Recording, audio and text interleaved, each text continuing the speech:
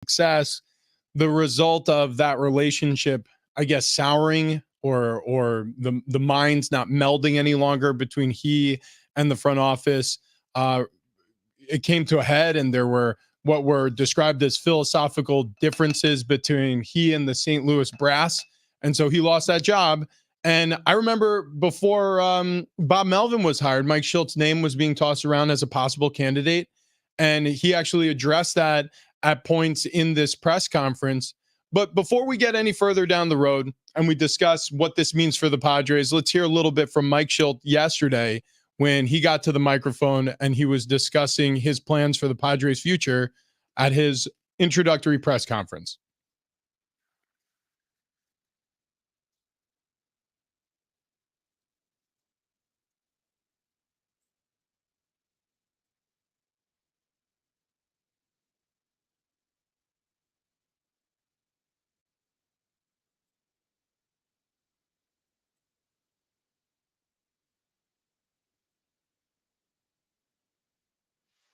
So there you have it. 2018 to 2021 as the St. Louis Cardinals manager, manager of the year in 2019 with the same team. Moved on from there to work as special assistant to Peter Seidler in the front office with the Padres last season. And this is an inside man, right? This is somebody who understands this building, understands the culture of the front office, understands what happened last season, was there, had front row seats to it all. And I don't know what information he was, how should I put it, was made available to him about exactly how things soured Mhm. between Preller and Bob Melvin.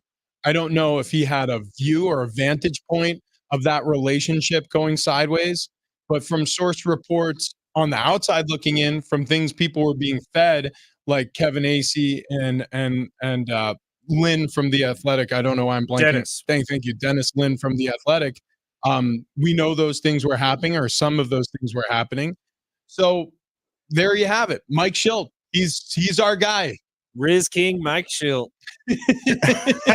Dude is a fellow outkicker of the coverage, and I appreciate that by a landslide. I think Mike Schilt was probably the right hire at this point, unless it was going to be Bruce Bochy or Dusty Baker. I'd have those two names above him on my list. But listening to Mike Schilt talk yesterday made me feel a little bit better about it. And I don't know why, but it made me feel a little bit better about Bob Melvin's exit.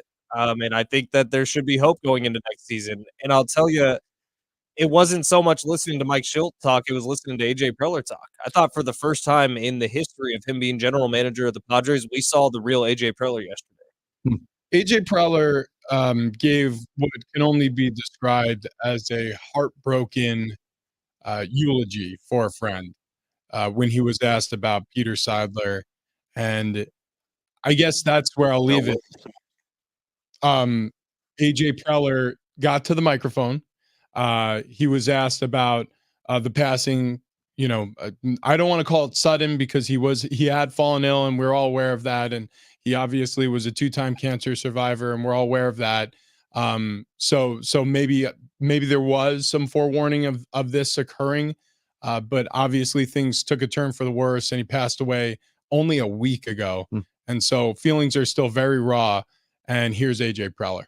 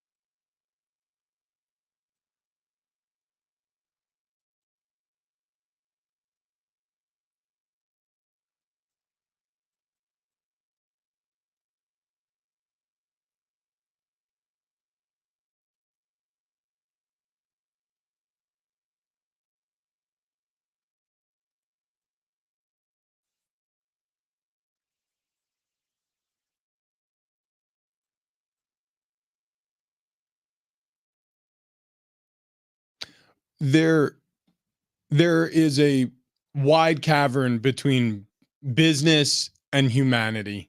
There really is. Mm-hmm. And it's very difficult to remember that these people in positions of hiring and firing, they're people. You know, they have feelings too, because what they're doing is not humane. What they're doing is not something that anybody should feel good about. It's a dirty business, right?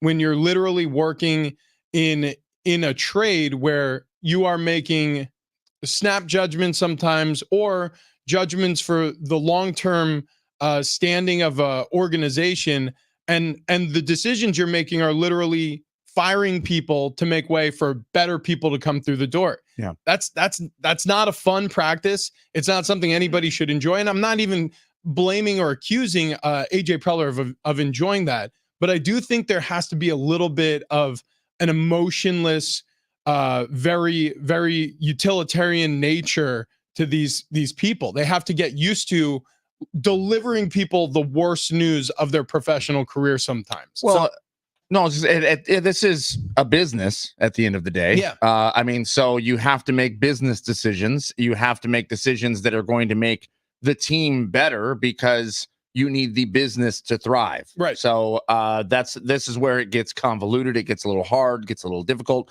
That if you hire someone like AJ Preller who wants it done his way, because maybe that's more of a business sense, on the fan side of things, it gets a little bit hard to swallow sometimes. But watching him up there, listening to him, the emotion that ran through, I mean, he's a real human being. Yeah. Yeah. Yeah. I mean, it's the first time I felt that way. Yeah, So exactly. I've often talked a lot of crap about AJ Preller, and I stand by everything I've said. I think he's made some decisions that have hurt the San Diego Padres over the course of his being general manager. I think that he hasn't had a winning record outside of a couple years as the general manager, and all that can be true. And at the same time, I feel like yesterday we actually got to look at the real AJ Preller. And I think a big part of the reason I've been so critical of him over the years is because we've never actually seen that person.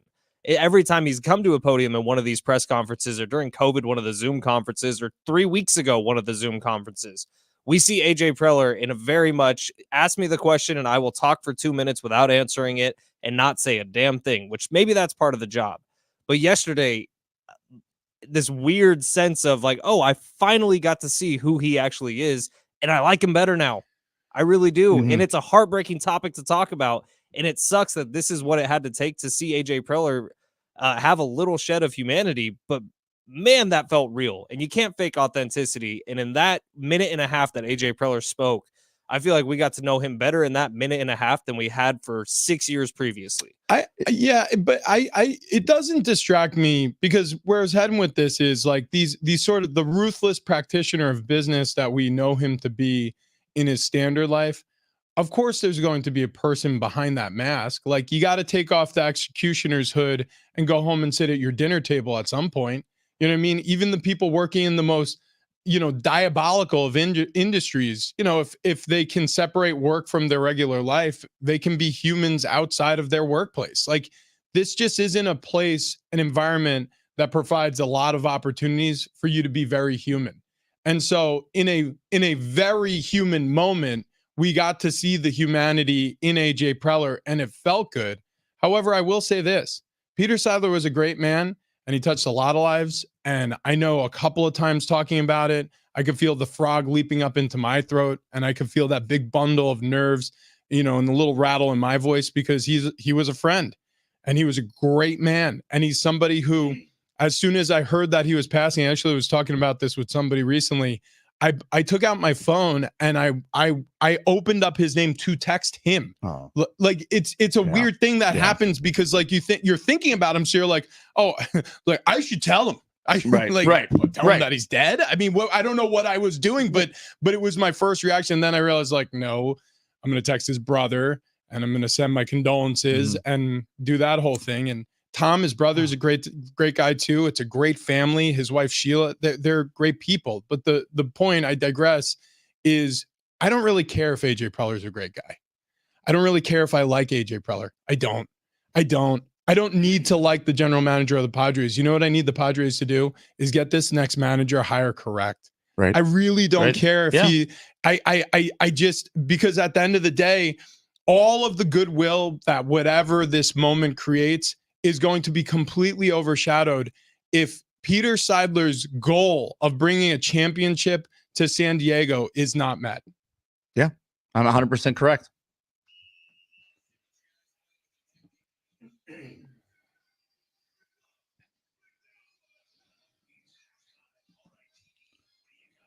Well, switching gears a little bit here, taking a look at the slate of games in the NFL tomorrow, Thanksgiving Day. Packers at Lions, that's your early game. Then you'll see Commanders at Cowboys.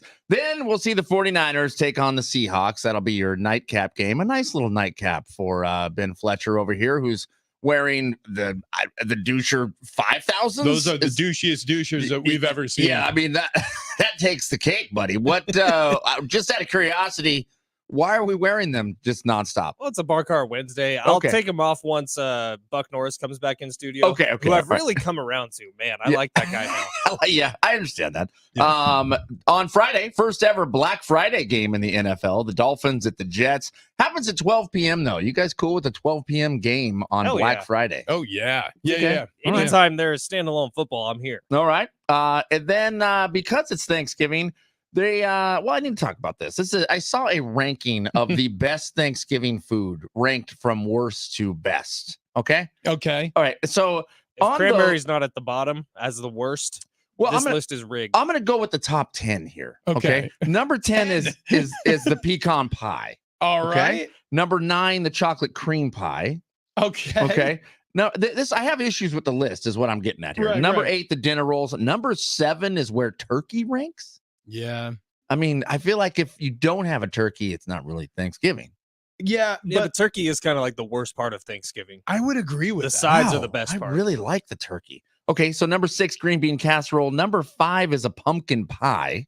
Okay. Okay. Number 4, mac and cheese. You guys go mac and cheese on Hells Thanksgiving? yeah, dude. Yeah. We yeah. get smoked mac and cheese every single year from Arizona. Okay. Number 3, gravy. Gravy. Okay. God, that made the list. Now, here's where I have a problem. At Okay. number 2, whipped cream. That's bizarre. What? Okay, hold on. If Where you're did you going to find this list? this is from Axios.com. What? Yeah, okay, so whipped cream. If that's the number 2 thing on the list for Thanksgiving, you're at the wrong house. Yeah. Yeah. That's not good. Right. That is not good. Will The- Eric Hosmer be an all-star this season? And the appropriate. number 1 thing is stuffing. Okay. Stuffing, I agree with at the top. Yeah, of the list. I'm down with that. That should be there. Yeah. So The mac whipped and cream cheese. thing's bizarre. A Doesn't lot of make people sense. find mac and cheese to be controversial on a Thanksgiving table.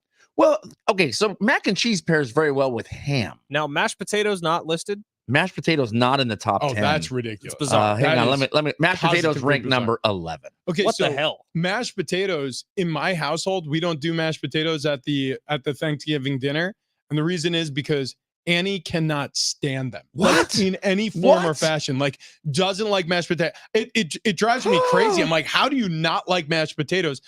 So it's so much so that her mom, of the 2 things she's bringing down, our in-laws are bringing down mashed potatoes and pies. Like, that's their contribution because she doesn't even want to see potato. I don't get it. I Wow. don't get Does it. she like French It's fries? shocking. Of to me. course. Okay, Who well, do- French fries are mashed potatoes fried. no kidding. Dude, I've had this. Well, You could have the conversation. Sort of. if- I guess it if you depends want on with the her. fry. It's crazy. I used to really like Annie. Yeah, I know. Paris Same. on YouTube asking what happened with the turkey yesterday. Well, we got kicked off of live, and I know Paris was watching live. Yeah. So we did post a video at Big Rich TD Fletch on Twitter, on Instagram, on TikTok. You can go check it out. It's the full video of the turkey frying bonanza that we did yesterday. Mhm, mhm. Smashing success is how I would Yeah, rank we, it. we nailed it. We nailed really it. did for the We- first time. We nailed it so hard. And then on top of it, I brought home that turkey and I boiled the bones. I have chicken stock on the stove right now. What? Yeah. That's Turkey stock? incredible. Turkey stock. stock. Yeah. I keep calling it chicken stock. And corrected me last night too. I'm like, well, yeah. So Chicken there- stock made out of turkey. Basically the same. It's there all were- poultry. people walked up while we were live streaming and were making some comments that apparently TikTok did not like. Didn't like it all. Yeah. So we're not allowed to stream live for a little bit, apparently. maybe ever. So that's cool. That's a bummer, especially when it wasn't us. Yeah, exactly. But I feel like in the appeals process, can we say, hey, it was outside voices, it wasn't us? We can name names too. Oh, yeah, you're damn right. We can. Well, okay. Oh, you're damn right. We'll name names. We will narc on them. So anyways, yeah, let's wrap up this Mike Schilt introductory press conference with this. Jim Russell Jim Russell. Tried his damnedest. Our very own Jim Russell from San Diego Sports 760. You could hear him from 3 to 6 p.m. right here on this here station. He went to the post game, or I should say the introductory press conference, and he had a question to ask. I actually thought it was a good question because it's concentrating on looking forward and roster construction. Now, it didn't fit this press conference. No, not really. But I do think it's a question that needs to be asked. Yeah, exactly correct. Just like it's weird that it was asked at this press conference. Right. It's just, this is Mike Schultz introductory press conference. Now, Jim, it's been widespread on Twitter or X now that Jim did at the end of the press conference stand up and kind of get in the way of some pictures being taken. Of And you course, could yeah. see that big Makes bald sense. head once again, which it's classic now. I half think he did it on purpose. But Jim did stand up to ask one of the most important questions of this Padres offseason. Just weird that it was asked at this press conference. Take a listen.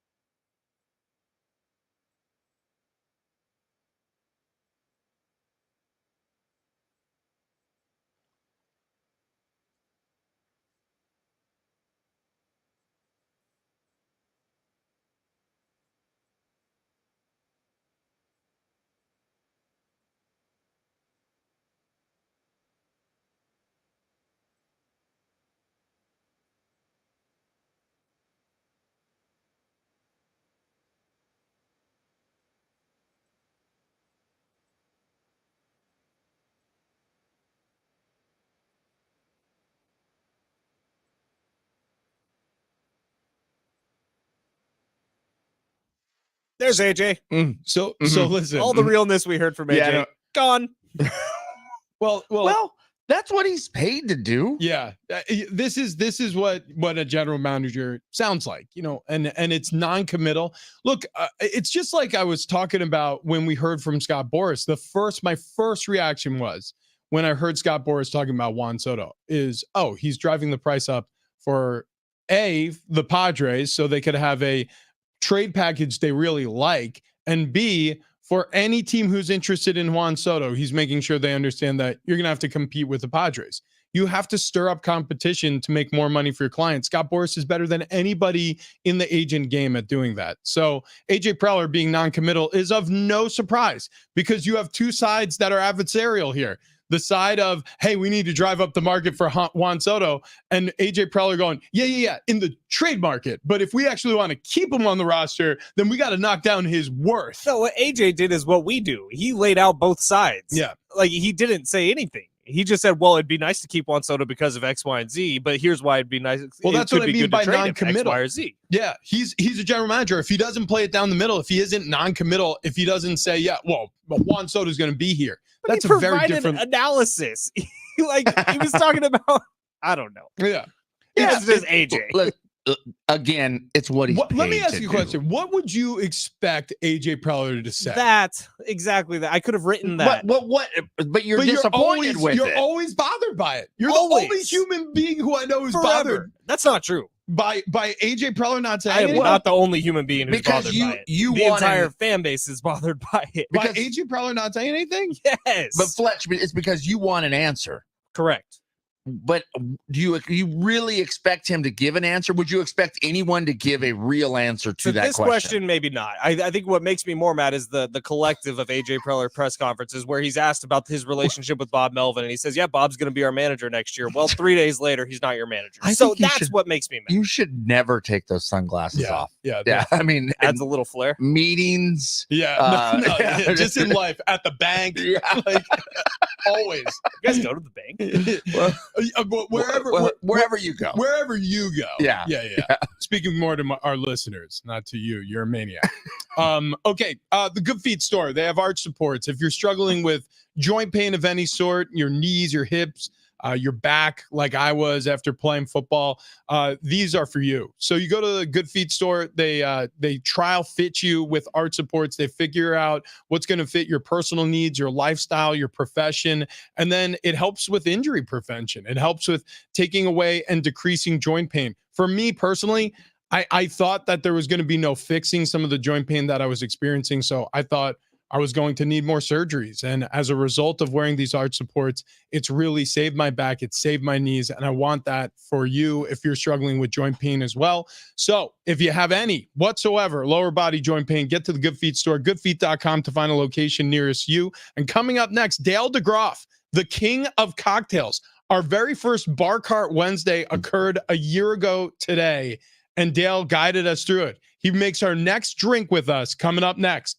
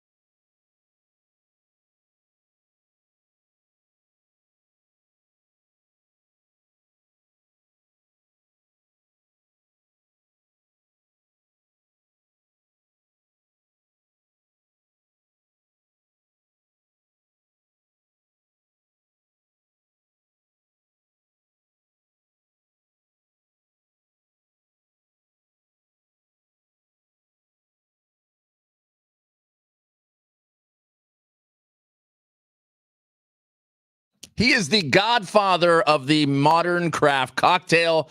They call him the king of cocktails. His name is Dale DeGroff, and he joins us next.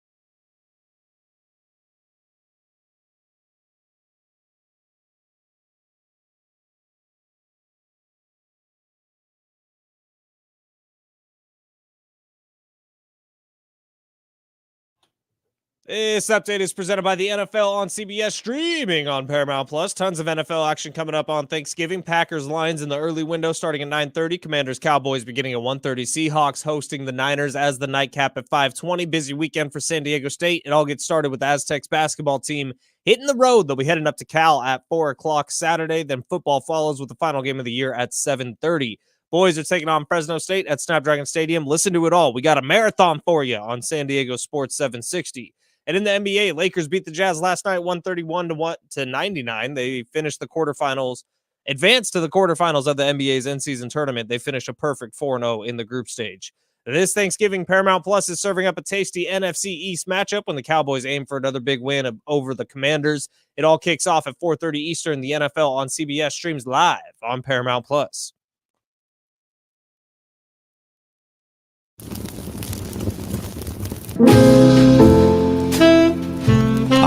It's Big Rich, TD, and Fletch. It's the Thanksgiving Spectacular. It's all coming together. You want to keep listening, by the way, because we do have a family 4-pack of tickets to Legoland, California, because Legoland holidays are here. It's presented by Hallmark Channel. You can celebrate now through January 7th with festive characters, shows, food, snow, and more. Visit Legoland.com/California for details. And it was 1 year ago, boys. 1 year ago, we were celebrating our Thanksgiving show.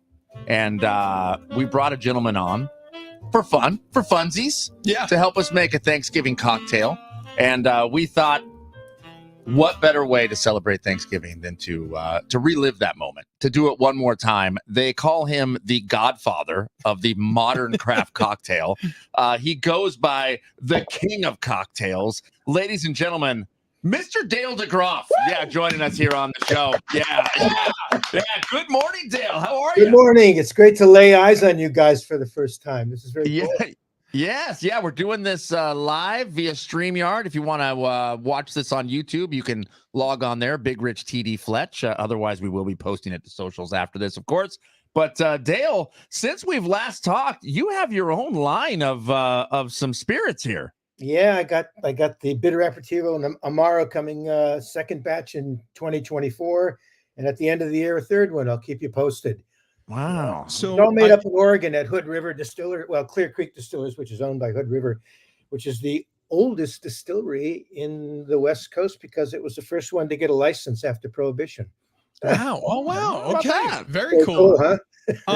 So we're going to make something that you have named the Mexican holiday. Is this a Dale DeGroff original, or is this something that you've tried somewhere and you've really enjoyed? No, it's a Dale DeGroff original. And I'm to be honest with you, I'm trying to glom on to the success that tequila has had. You know that vodka has stepped aside and tequila has taken over as the largest case-selling spirit in America. Wow. Yeah, that's a wow. Wow. Yeah. Oh my gosh. It's a biggie. It's a biggie. Yeah. Now, Dale, is this a drink that you will be making for your Thanksgiving festivities? Of course, absolutely. Okay. My wife is making stuffing right now in there, and we'll be serving this. Yeah, you know what? And I talked to you yesterday, and you were brining the bird. Yeah, I was brining the bird. It was a bit of a disaster because it's a big bird, and we couldn't fit it in the fridge. And I was so happy that it was cold outside, but then the weather turned warm, and I'm like, oh no. All right, so we figured it out. Anyway. So Dale, give us an idea of the flavor notes we're about to enjoy. So we've collected all the ingredients yesterday, and right now Travis is starting to drop large blocks of ice into old-fashioned glasses that are rimmed. But what does this taste like? What should we expect when we take our first sips here?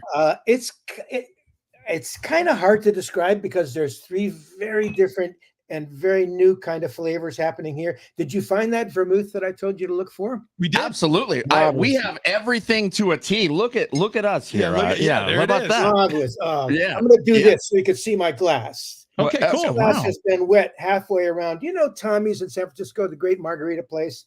Oh, yeah. His waiters, would come up with a order for margaritas, and they'd salt the rim. They bring it to the table, and they'd come back and said the guy didn't want any salt. So Tommy started salting half of the rim so that when the waiter delivered it and somebody said, hey, I said no salt, he just turned the glass around. That's so smart. So this is half. So This smart. is half. I got the mix in here, which is cinnamon and sugar and cayenne, and I've wet the rim halfway around on this glass, and I'm gonna just dip it in there like this, Yeah. and it's gonna look like that. Yeah, check it Got out. it. I got a little more. I got a little more on the rim, but I think it That's works. good. Yeah. I think it works. He pre-rimmed his glass. Look at him. I got my big ice cubes. Okay. In All right. London, my friend in London said, "Can we figure out a way of saying that in another way? How about frosting the rim of the glass?" Yeah. Okay. Fair. Yeah. In London, Very fair. apparently, Well, it's I a little off frosted 'em. color. I Let frosted me them. make this drink for you. Okay, Okay. let's do it. I'm going to start with the DeGraff Aperitivo, and it's all it's pretty much equal parts here. We're going to use an ounce and an ounce and an ounce, Oh, that makes it a lot easier than having to work. Yeah. and I'm going to do it right in the glass that I am going to serve it in. Okay. Because all we have to do is stir it. Oh, right on. Okay. So Yeah, we this have is an a simple ounce drink. going I in. mean, it's boom, boom, boom. No. And by the way, Americans are such flavor hounds. This is right into that category of big flavor, and we've just fallen totally in love with big flavor in this country. Complete turnaround from the 50s, the era of the blend. Now I'm going in with my tequila. I just did my Dopo Teatro vermouth. The Cochi family of vermouths are pretty special. They have a lot of flavor, chocolate and nice spices. And Oh my God, we can smell it in studio. Wow, yeah. So TD, he's spilling the vermouth right now into the cups. Wow, yeah, that is. My gosh, that that is smells good. aromatic. Isn't it? Right. So Yeah. now I'm going to go down to my stir here. I got my little short bar spoon. I'm going to stir it right in the glass because what the hell? I mean, this is the closest distance between me and the customer is to make it in the glass, stir it in the glass, and hand it across the bar. Right. Did you already pour the did. reposado in? Okay. I got to catch up. You gotta Damn, catch- Dale's only making one. You're only making one? No, I'm saying that's you not are. gonna We're work. making three over here. Yeah. We got 3 on our bar. He was saying that you're cheating. You got the head start. All right, now wait for us. Don't take your first sip until we have ours. yeah. Okay, you're Okay, the best. Take You're it the off. best. All right. So listen, you guys, we're gonna stir here. I forgot the stirring stick. Don't So worry. guess what? Everyone's using their finger. That's fine. Yeah. Do we want? Hold on. We gotta take your orange because we're gonna put bitter or some This is orange. actually kind of a takeoff on the Negroni, isn't it? Because bitter aperitivo is the same as Campari in the sense that it's in the same category. Yeah, I was thinking that, Dale. I was thinking the same thing. I was thinking the same thing. Now we got to do a little twist of the orange zest over the top. That would work. I'm going to put a little slice right in, but that's okay. You can do the twist. The twist you could flame if you wanted. You know how to do that. Yeah. Anyway, Anybody here's want an the orange deal. slice? I got one. Okay. Yeah. Okay. We're ready. Look at us. Okay. All right. So, by the way, the finger stir came from Gaz Reagan, the famous, no longer with us, legendary bartender who started finger stirring his Negronis, and it became a thing. They actually made a spoon that had his finger on the end. They took a casting of his finger. but the problem was every time he licked his finger, and so there was just a little bit of gas in every single drink. Yes. Oh no! One woman said, "Oh my God, did you wash your hands?" And he said, "Sure, I did." All right. Well, here we go. Cheers here to you, Dale. Happy Thanksgiving. Let's take a sip. Give me all four. Here. 3 of you. Oh yeah. Did you do the cinnamon part? You got to do the cinnamon pepper part. Oh yeah. Oh, Oh, my no. That's a lot of fun. That's a Mexican holiday. That's Yeah, it really, is. really good stuff. Wow. That's really good. Cheers. That's actually incredible because it does taste like the holidays, Dale, It does. with a little spice there. Wait, You how do know, you it's come up with interesting. a drink? The Mexican restaurants taught us something. They serve these sweet margaritas with this hot food, and to have this cinnamon and sugar and hot pepper on the rim, what's happening is the receptors in your mouth that react to heat also react to sweet. So you always need to have something sweet. If you eat a really hot pepper, don't drink water, don't drink milk. Get something really sweet into your mouth. And he'll- Jeez. Okay. That's actually Yeah, that's- terrific advice yeah, that's- because we have a bet for the one chip challenge, the Pocky one chip challenge for whoever loses the win totals in the NFL this year between the three of us. So I'm going to make sure I bring in some sugar because it Yeah. looks like I'm losing right now. You're gonna be This doing is the hot so pepper. damn good. Yeah. Hey, Yeah. Dale, before we finish this up, first of all, awesome job. The Mexican holiday is an absolute must. Anybody out there, you need to collect yourself some of this De Graaf bitter aperitivo and this vermouth.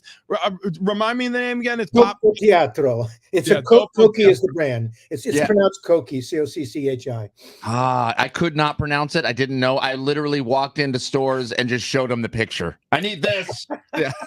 And also a happy Thanksgiving to you and yours. And you kick this off, man. We have what we call Bar Cart Friday every single week on the show, I and love it's it. because you came on with us and you taught us how to drink the right way, and we appreciate you, brother. Yep. I love Park Car Friday. Let's keep it up. Yeah, We love you, Dale. Happy Thanksgiving. Thank you so much, Absolutely. buddy. Yeah. salute. Oh man. Okay, so coming up next, in honor of Thanksgiving, we are going to give our playoff contenders food pairings. We'll make sense of that on the other side. Happy Thanksgiving from Big Rich, TD, and Fletch.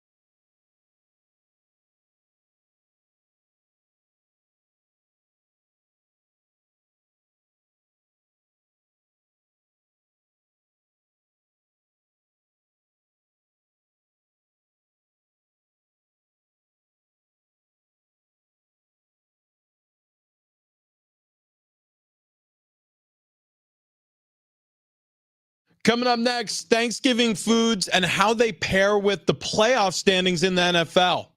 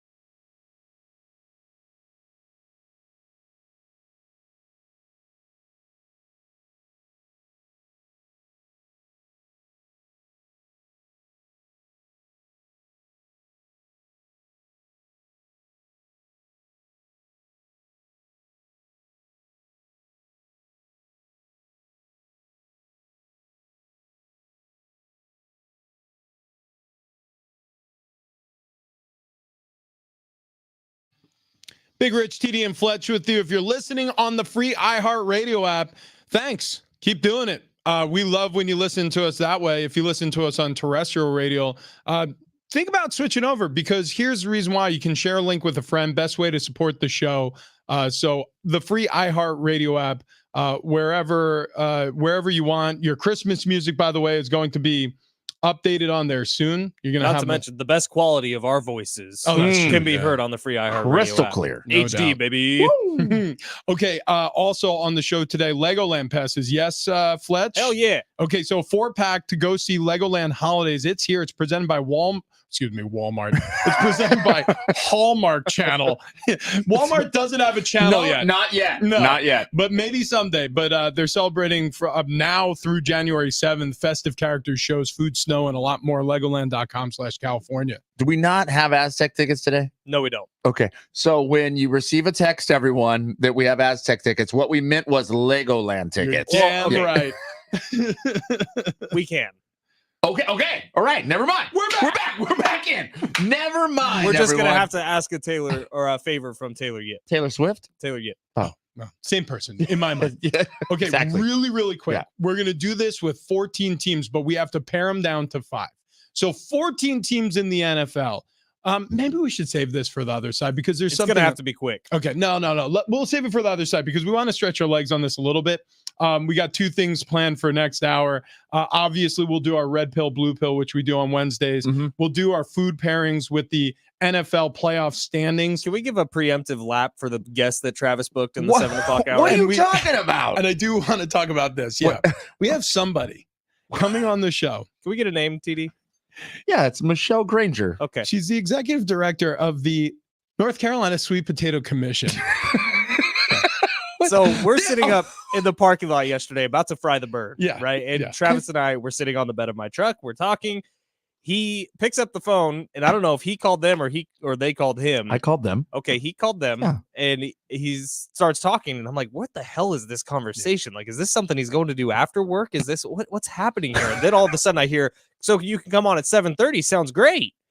And then he hangs up and I asked him, what the hell was that? He's like, oh, we're interviewing the commissioner of the United States of the Sweet Potato Commission. Yeah. I came back North at the end of Carolina. that conversation.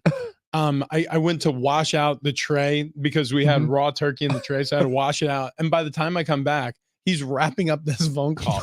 I said, "There's a commission that handles sweet potatoes." He goes, "Apparently there is in North Listen, Carolina." Aren't you guys interested in the history of the sweet potato casserole, I am now. candied yam, and how we have had that on our Thanksgiving table? This is just our the whole most lives. Travis Dale interview booking of all time. I have never, not even once, considered it. But now that you mention it, yeah, I am fascinated by the story of the sweet potato and its relationship with the day of Thanksgiving. Well, I was looking up some things, the history of the sweet potato, and I thought it was fascinating. So I got a hold of the #1 sweet potato producing state in the United States, which is North Carolina, and apparently they have a commission there. So they're going to join us. Have I been lied to my whole life? Because I thought Merced was. Well, Merced's not a state. Yeah, But Merced produces the highest quantity of sweet but again, potatoes. Probably just the city of Yeah. Merced. Yeah, the state itself. I mean, I did grow up there. we did You know what? that. I mean, you can take that up with Michelle Granger, executive director In fact- of the North Carolina Sweet Potato Commission. Wearing those glasses, I really want you to ask in a very intimidating way. Those sunglasses are alarming. Like if you walk into any normal like mom and pop shop, they're going to follow you around the store because they're going to assume you're there to start trouble. I noticed Or all of a sudden an alpine ski. One or Didn't the you other. know Trouble is my middle you name. may break out in alpine ski. More of a cross country guy myself. Rich, you need a refill of the Mexican holiday. Dude, I slugged that. Yeah, I really enjoyed that. Well, are we going to throw the recipe up online? Yeah, we should. Hell yeah, dude. yeah. Absolutely. Come Yeah. on. Help out our buddy Dale DeGroff. Mhm. Also, help out everybody for the holidays. If you want a great sipper for the holiday season, the Mexican holiday that we just made with the king of cocktails, Dale DeGroff. Mhm. Oh, this is a winner. And you can go to Keg and Bottle to get all the ingredients you need. Keg and Bottle sponsors our Bar Card Friday or Wednesday, whenever we have it.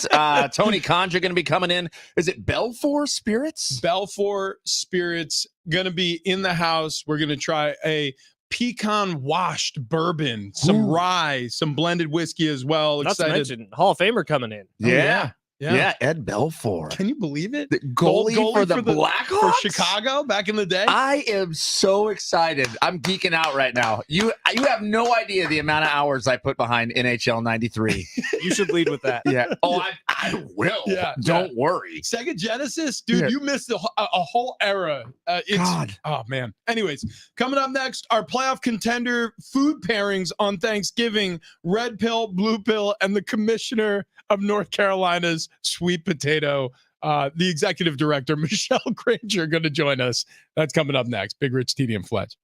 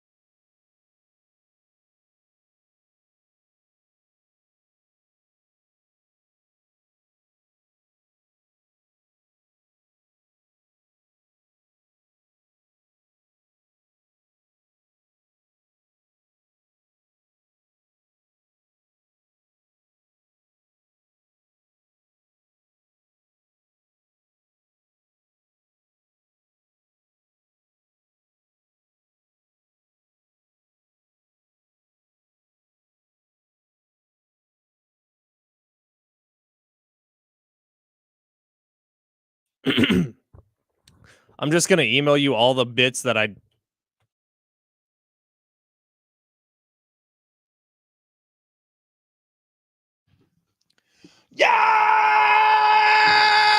Yeah! Woo!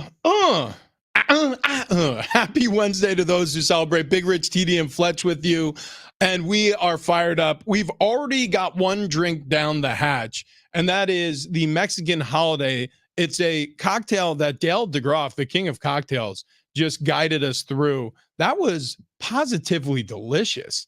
So Yeah, it was fun. it's the DeGroff Aperitivo. It's mixed with a vermouth.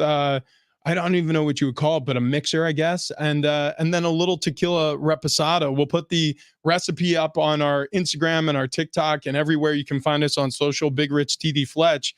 And other than stirring it a little bit, rimming the glass with some cayenne pepper and some sugar, and adding a little orange peel to it, that's about it. That's all you do. We stirred it with our finger, for crying out loud. Cayenne pepper, sugar, cinnamon. That's what you run the glass with. So That good. cinnamon really elevates Sets things. it off.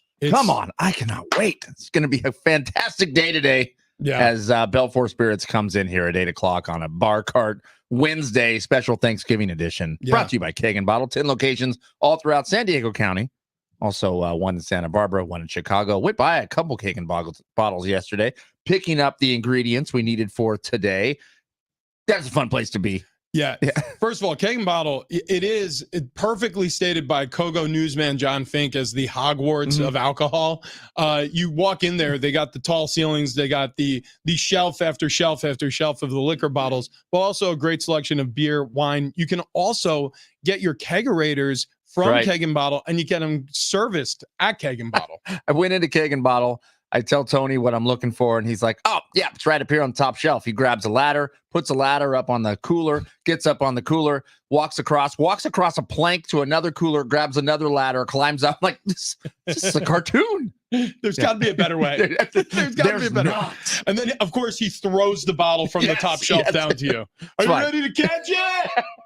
Not to mention the food at KMB Bistro. Ooh, Yeah. look solid. at that. Look at that. Okay, all Brad right, sorry. Brussels, Sorry. buffalo chicken We bites. got Speaking of food, Right, we have right. Thanksgiving coming up tomorrow. A lot of people are already brining their turkey or preparing some of their side dishes ahead of time.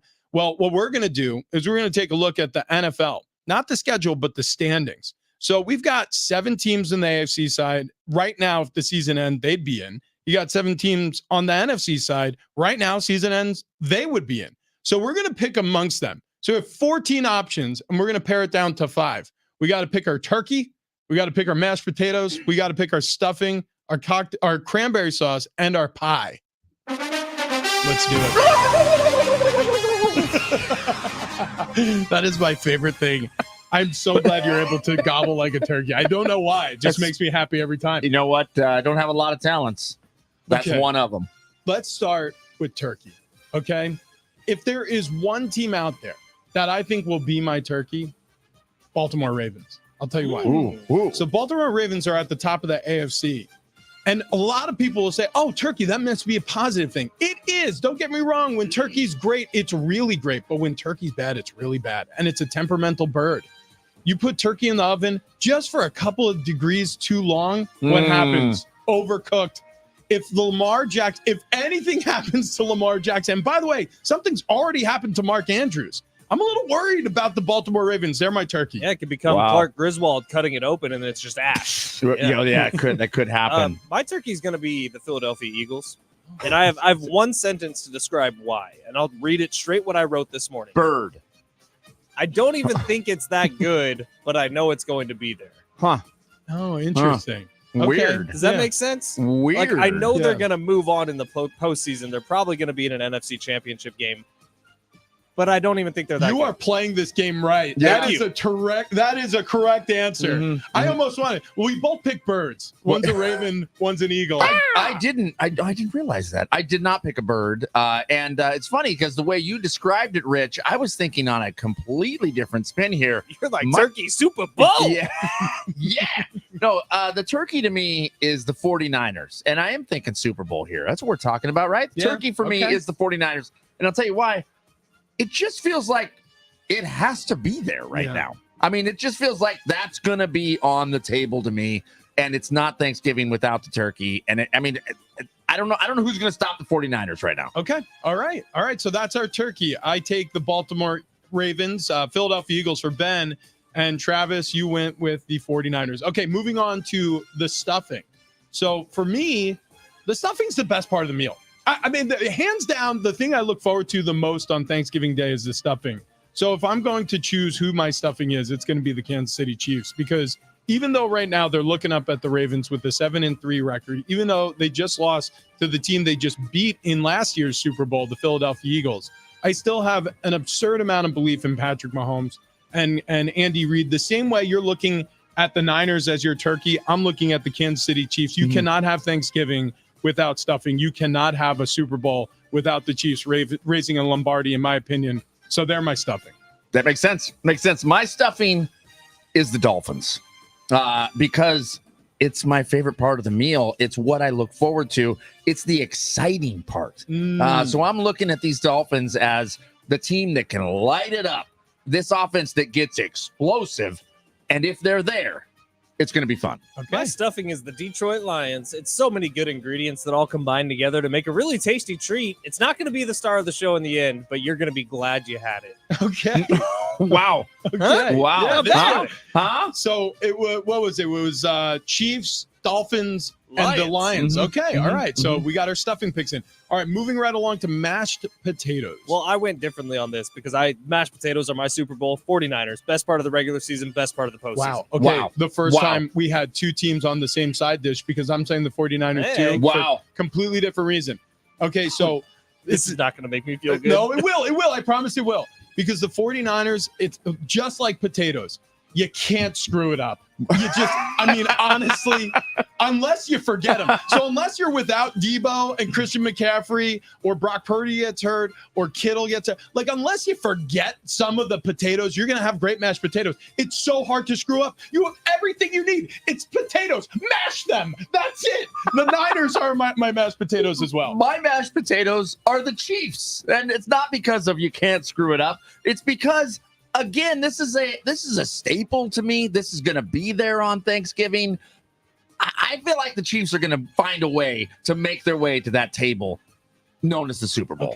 Okay. All right. Moving on to our cranberry sauce. I was nervous about this segment, but I love it. I'm so excited. I knew you guys would like it. Here we go. All right. Okay. Cranberry sauce. Okay. Cranberry sauce for me is going to be the Cleveland Browns. Wow. Highly controversial. Right? First of all, it doesn't feel like the Browns should be in the playoffs. It feels a little bit dirty even rooting for them if you are a Browns fan, because these cranberry sauces, it'll assault you. Anyways, look, the point is, like, the cranberry He's sauce. not even playing, man. No, I know. Yeah. He's very busy. Look, the cranberry sauce is one of those side items that it's going to be a part of the meal, but a lot of people are going to overlook until it lands on their plate, and then they go, "Oh, well, I guess I got to deal with this now." Just like that Cleveland defense. So cranberry sauce is my Browns. Or your cranberry sauce is the Browns. Yeah, there you go. Yeah. My cranberry sauce is the Lions. Okay. Yeah. Why? Because they make everything a little bit sweeter. They make everything a little more fun, right? You add cranberry sauce to the mix, all of a sudden you're livening up some flavors. It's I'm taking a bite and whoa, what is that? Whoa, I got a little cranberry sauce on this fork. Well, I kind of like it. It's kind of cool. That's the Lions to me. I mean, they're a fun watch. If the Lions show up anywhere on the table, I'm kind of excited about it. You know what I like about this little segment we're doing, this little bit, is that we all think differently about the foods. Yes, so it's weird. different teams fit each one. Yeah. And I hate cranberry sauce. Good. So the Dallas Cowboys are my cranberry sauce. Why do we have to do this every year? Why do you have to trick your fan base into thinking, oh, this is a Super Bowl winning team, and then you get to the postseason and you lay a stinker? Well, cranberry sauce, you are the stinker. If we don't eat you any other time of the year, why do we have to eat you on the best food day of the year? It doesn't make sense. Yeah. All right, let's move on to pie. So this could be any pie, just has to be your favorite, right? Coconut custard, pumpkin pie, pecan pie. It could be any pie you want it to Chocolate. be. Chocolate cream pie, Mhm. okay, or any cream pie for that matter. Look, the point is, It's pie true there. is good. true. Real good. Pie is good. Let's relax. Okay, so listen. You just sip on that drink over there, What? you sicko. Look at what did you? Yeah, this is now like the second thing that's been said that you have made some crazy comments It's not about. sexual. I said Yeah, cream pie. and Which you- means, by the way, what- cream pie could be banana cream pie. It could be. By the way, why are the glasses off? Yeah. Put Yeah, those back we'll on put those immediately. back Yeah, we need the I douchers. can't even recognize you. Especially There if we you're go. gonna make lewd comments, Yeah. you sicko. Well, and there are a high gloss mirror so we can see ourselves in them. Ben's like, you know what kind of pies I like? Cream pies. All right, so if I'm going to pick my pie is going to be the sweetest team left in the field, and that's the Minnesota Vikings right Wow. now, number 7 Wow. in the NFC. Wow. They are the lovable team left in this bracket. So the Detroit Lions, I mean, they're number 2 in the NFC. Like the Detroit Lions are really good. They're going to be in the postseason. They're no longer these lovable losers. They could potentially win a Super Bowl Right. if the dice rolls their way. The 49ers, the Dallas Cowboys, the Seahawks, like all these teams feel like they should be there. On the AFC side, it almost tires me talking about it. The AFC conference is just way more stacked than the NFC. It's way more competitive. But the Vikings sneaking in with Joshua Dobbs, Yeah, that'd be cool. I love this storyline. I love it so much. So they're my pie. The Vikings are my pie. Thought you meant immediately you wanted to gobble. Trying to mix Yeah, on the line. I here. got you. My pie is going to be the Dolphins. It's the sweet treat at the end of the night, Mm. right? Like when you go to TikTok or Instagram and you're looking at NFL highlights, the first ones that are going to pop up are going to be either a 8-chain run from like week 3 where he was ripping off 150-yard games. It's going to be a Tyreek Hill catch where he's surrounded by 4 different people, and then all of a sudden one person breaks out, and it's the only guy in white while the rest of the Denver Broncos defenders are trying to tackle him, It was but just can't. one game. But it happens. One game. So the Dolphins are my sweet treat at the end of the night. Well, you guys are looking at pie as the sweet treat, and I get it. For me, my pie are the Philadelphia Eagles. Wow. And I'll tell you why. It's because it's always like, you know what? I don't know if I have room for pie. I don't know if I'm ready for pie. Sometimes you bring the pie out too early. You're still full. And I'm not gonna do the pie. But then the next morning, you wake up and go, oh my God, we never cut into this pie. Yeah. And then you're okay with it. It's great. I mean, if the Eagles make it into the Super Bowl, all right, cool. I mean, it doesn't faze me either way. Okay. So make them the pie. Okay. All right. So I had the Vikings, and then Ben, you had the Lions. Or no, the Dolphins. Dolphins. The Dolphins. My sweet treat. And you're taking the Eagles. Okay. Well, there you have it. That's our Thanksgiving table playoff contenders in the NFL. That's Will fantastic. Eric Hosmer be an all-star this season? It's fantastic. Abruptly stop the music. We need to move Yeah. on because we need to take a quick halftime. We also need to get to Red Pill, Blue Pill, a Wednesday staple now as we get going. If you missed the news yesterday, broke at the end of our show. Mike Schilt, new manager of the San Diego Padres. We'll be getting to that coming up very shortly here after a quick check-in with the commissioner of the North Carolina Sweet Potato Commission. Yeah. But first, this.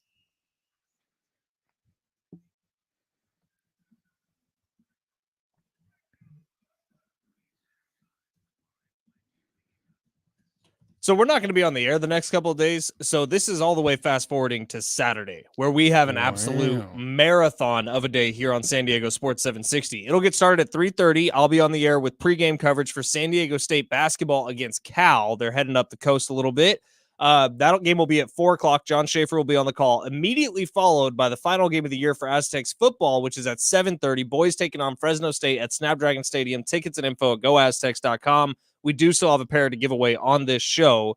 Yes, TD? Is that boys with a Z? Boys with a Z. Okay. It all right. is. Is Thank it you like for interrupting. BOIZ? Also, Aztecs with a Z. Oh, Second letter. Aztecs. A lot of people calling them the Aztecs, which that's it drives me. that was Fletch's nickname. It drives.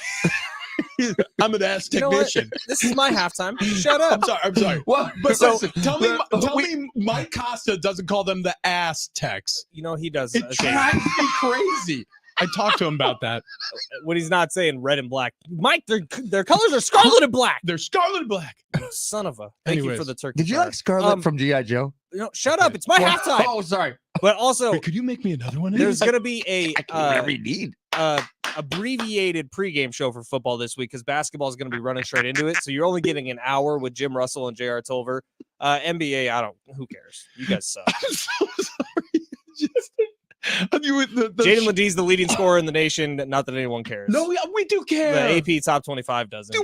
Well, that they don't. Actually, before we hit red pill, blue pill Dude, here. they're 4-1. Their one loss is on the road at the Marriott Center, one of the toughest places to play in the country. FAU has a home loss to one of the worst teams in Division I basketball. It's like, what are we doing here? It drives me so crazy how little attention this program gets. And then guess what happens? Find it them happens cannibals every year. We get to about the second week of punch him. I know he probably Like, deserves it. right in the I'm throat. not even going to stop you. Wait, now, by the way, his neck is so skinny. Like, I can make contact with the good part of his throat, the stuff that actually does damage. Yeah, which that's a good point. reposado would you like? Oh, the Asombroso, the one that looks like something that you'd find on a bedside table. Anyways, look, the point is, In the nightstand. you're damn right. Yeah, you wouldn't want to leave that out if company's coming over. Look, here's the point. We go to commercial. No, we got red pill. We got red so pill, much blue pill. time. We have so much time. Red pill, blue pill. Okay, Yeah. all right. Let me kick it off. Little red pill, blue pill. We do it every Wednesday. You got to go with either or, and it's going to be a decision that. So, which QB? Onion cannibals. Which QB would you want to be leading your team for the rest of the season if you had to pick one right now? Red pill, Russell Wilson. Blue pill, Josh Allen. Russell Wow. Wilson, not even close. Yeah, you know what is odd is Russ, look. whew, I would go Russell Wilson as well. I would go red pill on this. I don't trust Josh Allen. Okay, How check many this out. interceptions does he have on the He- year? he's- 14? He's leading the Right. league in interceptions. Just think about this. We're all in consensus, by the way. Red pill. New Russell Wilson. offensive Wow. coordinator with the Bills. Who knows how that's going to work? Ken Dorsey gets fired midseason. If a quarterback gets an offensive coordinator fired midseason, I do not trust that quarterback. And Look at Russell Dims Wilson. the rules. I was talking to Jason Cole last night, who covers the NFL Hall of Fame voter, and he said the exact same thing you said. He got his coordinator fired. He goes, "There's no two ways about it." We're back to frantic Josh Allen throwing terrible passes and interceptions. And so, yeah, consensus on this show: red pill, Russell Wilson for the rest of the season. If we had to choose right now, all right, let's move on to the next one. TD, this is one that you threw on the list. Because I mean, I don't know if I want to choose this here. Thanksgiving edition, red pill, blue pill, red pill, no gravy ever again. No gravy. God. Blue pill, no butter ever again. Oh my Actually, You can miss me oh. on gravy. So, Wow, what? yeah, no gravy ever again. I mean, Again, we're not just talking Thanksgiving here. We're talking on anything. I understand. Roast pop. How often do you actually have gravy in day-to-day life? Ooh. I mean, Yeah. it's like 2-3 times a year max. Butter, I'm Italian. It's an Italian thing. Every freaking meal gets butter. Infused butter. Now they do put a ton of butter on top of it. Like my mom's crazy. You can never put too much butter. Yeah, that is Olive true. oil is really good. I will say that cooking in general, butter. I love butter on everything. Use butter on it. Yeah, you convinced me. I was gonna say get rid of gravy or get rid of butter, but no, I'm get rid of gravy for the rest. I'll take the red pill. Get rid of gravy, keep the butter. So what's funny is I was also swayed by Fletcher's answer. I am now going to Misinformation. My ass. Bill and never have gravy again ever. I didn't Wow. realize how insulting that was when I gave him that nickname. But now the more he says it, the more bad I feel about it. Fountain of misinformation. It's just such a funny nickname. He's wearing weird Gear 5000s. How is this not the fountain of misinformation? Like, this is the guy that's factual with everything. Okay. Wow. Okay. In the same vein as your gravy butter question. Okay, one's got to go forever. Red pill vodka, blue pill tequila. Okay, so on the Deuces bar card- vodka. Really? Oh, yeah. Wow. You're keeping tequila. Wow. That's easy. Okay, Is so it why- really? Why is it easy for you? How many bad nights have you had with vodka? Now that you mentioned it. Same here. Like But- the problem with vodka is But hang on a second. you could be He's sassy. asking me that question about tequila. It's the same answer. But here's the deal: vodka, you can have Moscow mules all night long and not necessarily even know you're drinking. Tequila, you know it's there. In tequila, I feel like that's much more diverse flavor profile. You could go Bacanora. I put that under the umbrella. You could go Mezcal. I put that under the umbrella. You could do a nice reposado like we're doing right now. I do like the flavor profile, the flavor forward profile of the tequila. However, I feel like the vodka is a little more versatile. mean, we made margaritas with vodka last week. And that was last week. I mean, and they were delicious. It was delightful. How about the old fashions? We've had those here. How about this Mexican holiday we're having right now? Why did the sunglasses make you so like assertive? Yeah. All of a Like, sudden, I feel like I'm just evolving into the real me. Should give some of these to AJ Preller. you know what? Alpha Fletch. The sunglasses, you're becoming the machine. You're RoboCop. Like you're now one with your paraphernalia. It's incredible. Yeah, it feels like Honestly, you should always be carrying a drink in a rocks glass. yeah, because I feel like the next part of this evolution is just for you to start shouting wrong as we say something. I think I would go. I would ditch the tequila forever. I would go vodka. Like, I don't know what color pills you threw out there on it. Blue pill. So get rid of tequila Get rid forever. of tequila Yeah. forever. I'm with you. So you Yeah. take the red pill. No, you're with us. I like tequila. You like You tequila. like so you tequila, took the- yeah. you took the red pill. Last one. Okay, if you had to, and I mean absolutely had to, it's a must. You're stranded, right? You're in trouble. You have to call on one person from this team. Okay, I'm talking real trouble. You're in real trouble. Okay, so does this change for each of us? Hang on a So second. is my red pill, blue pill, you and Trav? No. Because everybody would call Travis. Every human being, Travis would call Travis. He wouldn't call us. Okay. Red pill John, blue pill Jim. Oh God. Like you're in real trouble. Oh So my the goodness! John and Jim show is your only hope. And you only have one phone call, and one of them has to pick up and save your life. Hey, here's the problem: is John would pick up, but he can't be there to help. Jim's not answering. So what do you do? I mean, I guess I'm calling John because I'm going to hope at some point during the day he's going to mention that I need help. I'll go last because my answer is a little. It's involved. Here's the phone call to John Schaefer when I'm stranded and I really need help. Hey, John, I really need you. Can you come pick me up? I'm in jail, and they need someone to come pick me up. Yeah, buddy. Sorry, I have a scheduled phone call with Kim Pomeroy, and then my son Jones is doing something, so it's not going to be me today, But you figure it out. I hope you're okay. I appreciate you. I love all the work you do, but yeah, not. So if blue pill is John and red pill is Jim, I'm taking blue pill John, and here's why. Here's why. Because John Schaefer would answer his phone just like you said. Jim Russell, wild card. I have no idea if he's even going to be awake. Maybe 3 in the afternoon, and he would be wild card. This guy's sleeping in. It's 3:30, and you call him 8 times, just like you're late for your show. Okay, John Schaefer, I'm calling him up. And this is what I'm saying. Hey, John, you put Kristen on the phone. Thanks. And then whatever I need help with, I'm asking his wife. She's one of the most capable human That's a beings good I've call. ever met. So I'm saying Kristen Schaefer. I'm calling in the lifeline to John to get her. Have you ever met a person more reliant on their spouse than John Schaefer is on? No. Yeah. Well, actually, then I mean, again, I start thinking about I start thinking about myself. Yeah. A lot of things I need.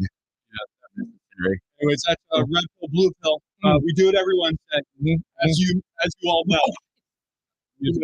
Music abruptly ended.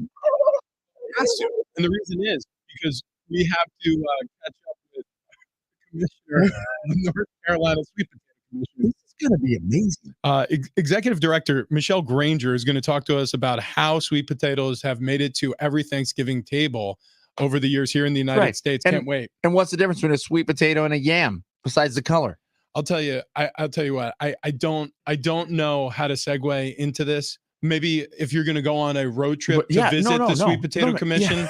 you would hop in a Toyota. Okay, you would a cross country drive. No better ride than a Toyota. And that's what I want to talk to you about. Is your San Diego County Toyota dealers. Okay, they have a full line of cars, trucks, SUVs, whatever you're interested in getting your hands on and getting into next. I would suggest you start your search at your San Diego County Toyota dealers. New vehicles arriving daily. They're available now, including the most popular cars, trucks, and SUVs. Whatever kind of vehicle you're looking for, hurry into your Toyota dealer today. They make it incredibly easy. This was my experience. Went there, was looking for a new car. And I do mean new. I was tired of buying used cars, and I said, what is the best car on this lot? And they guided me towards the 4Runner, thank goodness, because that's what I was looking at. I was interested in anyways. And then they just left me alone. They gave me some of the specs. They told me about the car, and then they walked away. They showed me the color I liked. They walked away. They let me decide. That no pressure feeling when you're on a car lot, especially when you're on a car lot, is so important. And then when I made the decision, sat down and talked to them a half hour later, I was driving off the lot. They also have this Beyond Zero lineup of greener cars with a wide range of electrified vehicles, including hybrids, plug-in hybrids, fully electric vehicles. They make it easier to find one that suits your lifestyle. So if you're in the search for a car, a truck, an SUV, start your search at San Diego County Toyota dealers. Michelle Granger, Executive Director of the North Carolina Sweet Potato Commission, joins us next.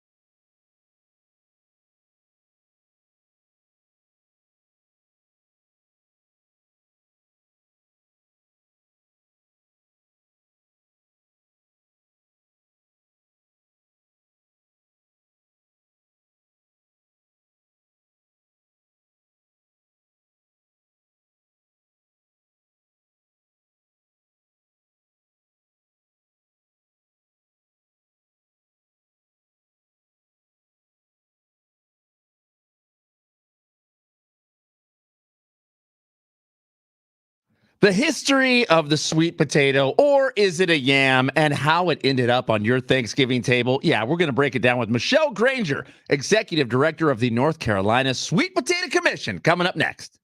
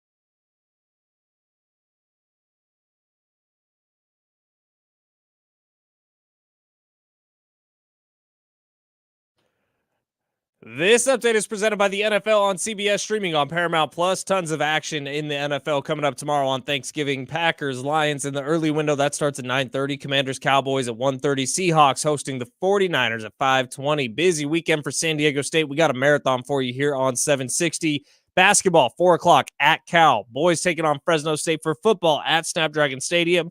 Listen to it all on San Diego Sports 760. In the NBA, Lakers beat the Jazz last night, 131-99. That was an in-season tournament game that finishes the group stage. Lakers finish a perfect 4-0. They advance to the next round.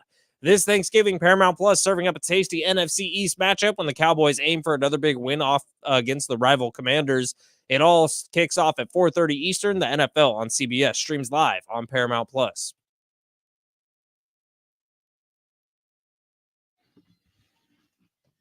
It's Big Rich, GD, and Fletch at San Diego Sports 760. It is our Thanksgiving spectacular, our holiday show. We're excited to be here, and we do have some Legoland tickets we will be giving away here shortly, so keep it locked in. Legoland holidays are here, presented by Hallmark Channel, now through January 7th with festive character shows, food, snow, and more. Visit legoland.com/California for details, and there is no better way to celebrate Thanksgiving. Well, I don't even know if you can have a Thanksgiving dinner without some sweet potatoes on the table. No, I mean, it does feel a little sacrilegious to start any meal on Thanksgiving Day without sweet potatoes, but it's a curiosity of ours. And maybe for many of you, how the heck that even got started here in this country. So without further ado, we welcome in Michelle Granger, Executive Director of the North Carolina Sweet Potato Commission today. Michelle, how you doing? And happy Thanksgiving. Happy Thanksgiving. I could not be better. It is Super Bowl time for us around here, so it's pretty exciting. I hope you guys are well. Super Bowl time in the sweet potato industry. That's right. You guys are pumping out You got sweet it. potatoes. That's right. That's right. You guys are nearing the goal line here because Thanksgiving Day is tomorrow. So give us some numbers here. Like, how much tonnage are we moving from North Carolina to the other states around this country in terms of sweet potatoes? It's pretty crazy numbers that are kind of hard to quantify to where they're believable, right? Because you first have to understand North Carolina is the number one producing state of sweet potatoes in the nation and has been since 1971. And to that point, we produce over 2/3 of all sweet potatoes grown in the country are coming from North Carolina. So when I tell you it's millions of tons, it really is millions of tons. Wow. Now Ben Fletcher over here on the show, he's from Merced. And when I told him that North Carolina was the number one sweet potato producing state in the United States, he nearly fought me, Michelle, because he said Merced is the number one state, which we tried to correct him and let him know that Merced is a city, Right, but of California. yeah. I mean, do you guys ever fight the people of Merced with Good their question. sweet potatoes? Yeah. Oh my gosh, no, because honestly, sweet potatoes are just an incredible product. And as we all know, they are a superfood that are incredibly versatile. And our farmers, regardless of where they may be in the country who produce sweet potatoes, are all superheroes producing superfoods. And the state of California actually is the third largest producing state and has been for many years of sweet potatoes. So it's not wrong of him to be proud of his local area and recognizing his state, your state, and having a great present for sweet potatoes as well. He's shaped like a sweet potato, Michelle. Good point. Yeah. A lot of eyes. Yeah, a lot of eyes. Pointy head. When did we just start being jerks on this show? Like- I don't know when this changed. No, just like occasional, like weird, like a hair or two just growing out of a kneecap. Michelle, I You know, kinda love like your the You're, roots. you're creating quite an image. Yeah. yeah. Wow. Yeah. Yeah. Well, he's a tuber, so You know, Michelle, it's not that Oh. inaccurate. Well, then there's a difference right there because I bet you didn't know that a sweet potato is actually considered a root vegetable. Oh You know, my root gosh. potatoes- My whole wait, wait. You know what, Michelle? This is why we had you on. My whole life I've been living a lie. Hold on, Michelle. I think Fletch has a question. So do you want to go with your question first, Fletch? Because I see you itching here. Well, it's a good one. Okay. So, Michelle, I am from Merced, California, but the majority of my dad's side of the family is actually from North Carolina. And I have an Uncle Bob who lives in North Carolina, and he says some wacky things. Wait, which I time out, think is time where out, I time get out, it time from. out. Please tell me you're going to tell me that your uncle is the reason No. that they brought the sweet potato No. from North Carolina No. to Merced. Okay, No. okay, go ahead. But I'm curious, Michelle, if in your life you have somebody like this, where my uncle, no matter what food he's talking about, he will say something along the lines of, "That shrimp is so good, you put it on top of your head, your tongue will beat the brains out trying to get to it." Do you have any fun North Carolina lines that you would like to share with us? Oh my gosh. Man, you've really caught me off guard on that one. But you were right. We North Carolinians can come up with some good ones and it cover all topics. And this has nothing to do with sweet potatoes, but we could have it to do with sweet potatoes, I suppose. I have a very dear friend that I've known for quite some time, and he lives in the kind of central part of our state. And he always would say when something was really good and that it just was mind blowing good, he'd say, "That'd make you want to slap your grandma." And Well, I'll tell you right now, Michelle, you are sweeter than tea. Yeah, I've been yeah. meaning to tell you. That's right. Listen, this is a fun chat. Before you go though, we've got to ask this very important question. Was sweet potato served at like the first Thanksgiving when the Pilgrims came over and broke bread with the Native Americans? Or is this something that was later adopted? Like, how did sweet potato pie, sweet potato casserole, how did this become so synonymous with the holiday of Thanksgiving? gosh, well, there's lots of scholars who would talk about this ad nauseum for, quite some time. And I'll tell you some fun facts to start with, and that kind of will lay the groundwork for you. 750 BC is the first recorded cultivated sweet potato, and that What? was in Peru. Wow. Where the hell was Wait, that? wait. Was that in North Carolina? In Peru? No, I think you said Peru. Oh. It's not in Carolina, but it's important to set the stage to tell you that sweet potatoes have been around the world in all different regions and cultures for a very, very long time.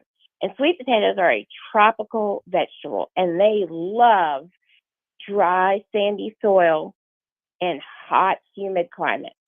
And so they have definitely been in North Carolina for many hundreds of years, as well as the South, for that matter, too. Oh, wow. And certainly our Native Americans absolutely love sweet potatoes, and I have no doubt that they helped educate those who came and explored our nation before it was a nation about sweet potatoes. But sweet potatoes and all the different varieties have been brought into the country, the U.S., from many other cultures. And North Carolina grows about 12 different varieties, and they're not all orange, believe it or not.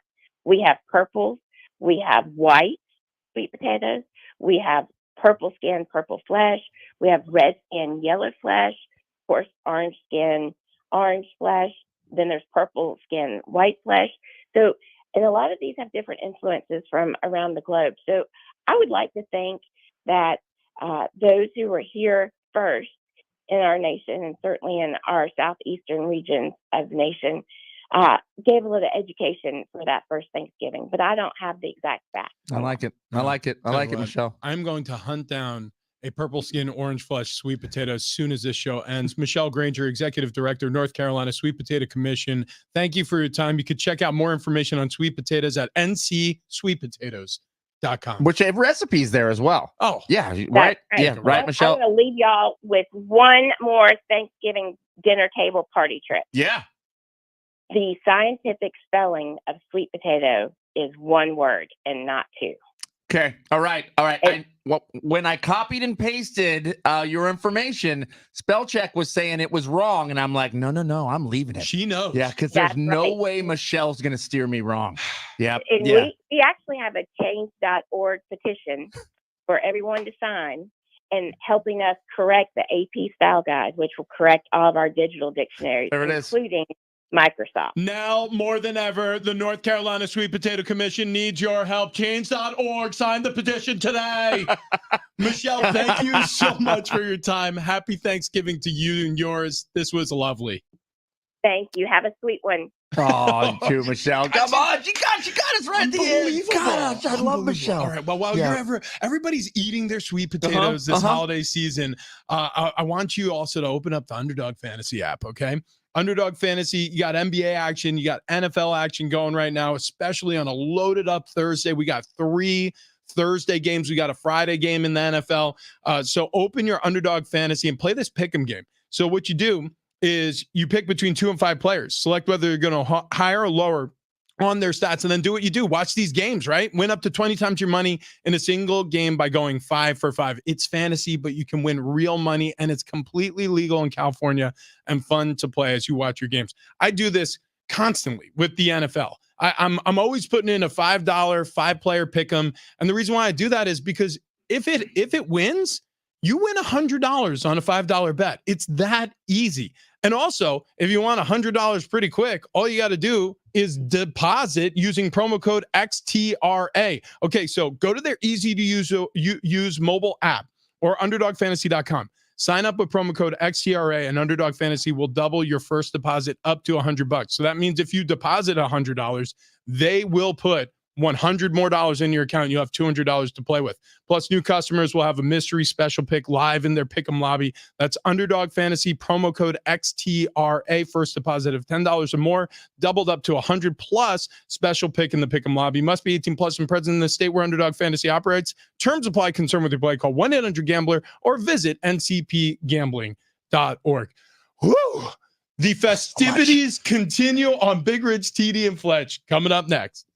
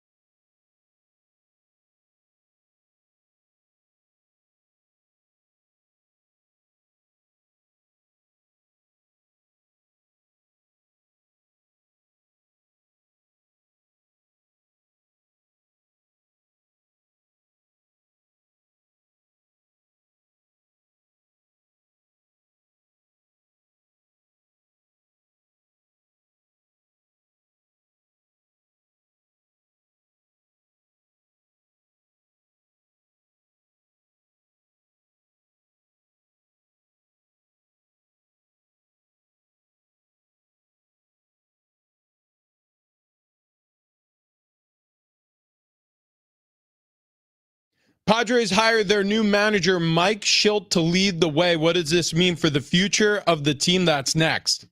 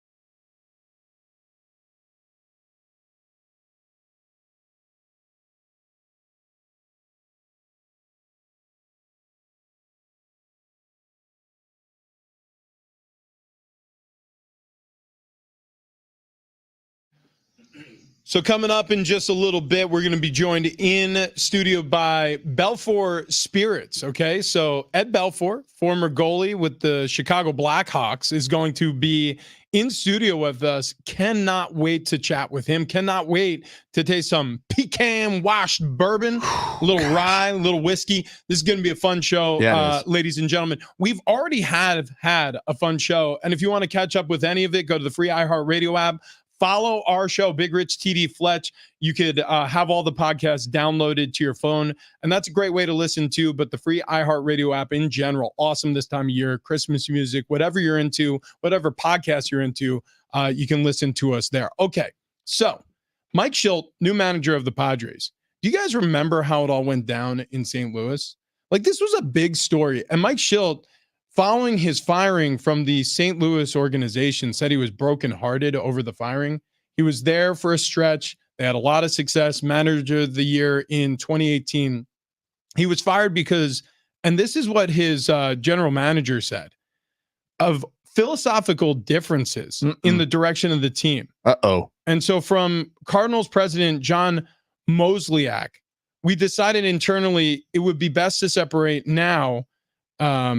And so, look, he had 1 year left on his deal. They couldn't wait to get rid of him.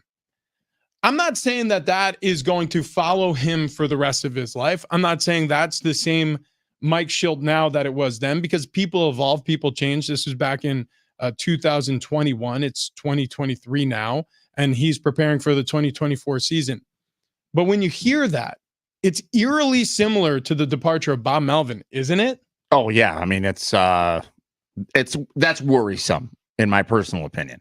So look, again, I think philosophical difference is the operative phrase here that everybody is going to stick to Mike Shildt and the reason why he left St. Louis, or I should say was fired in St. Louis.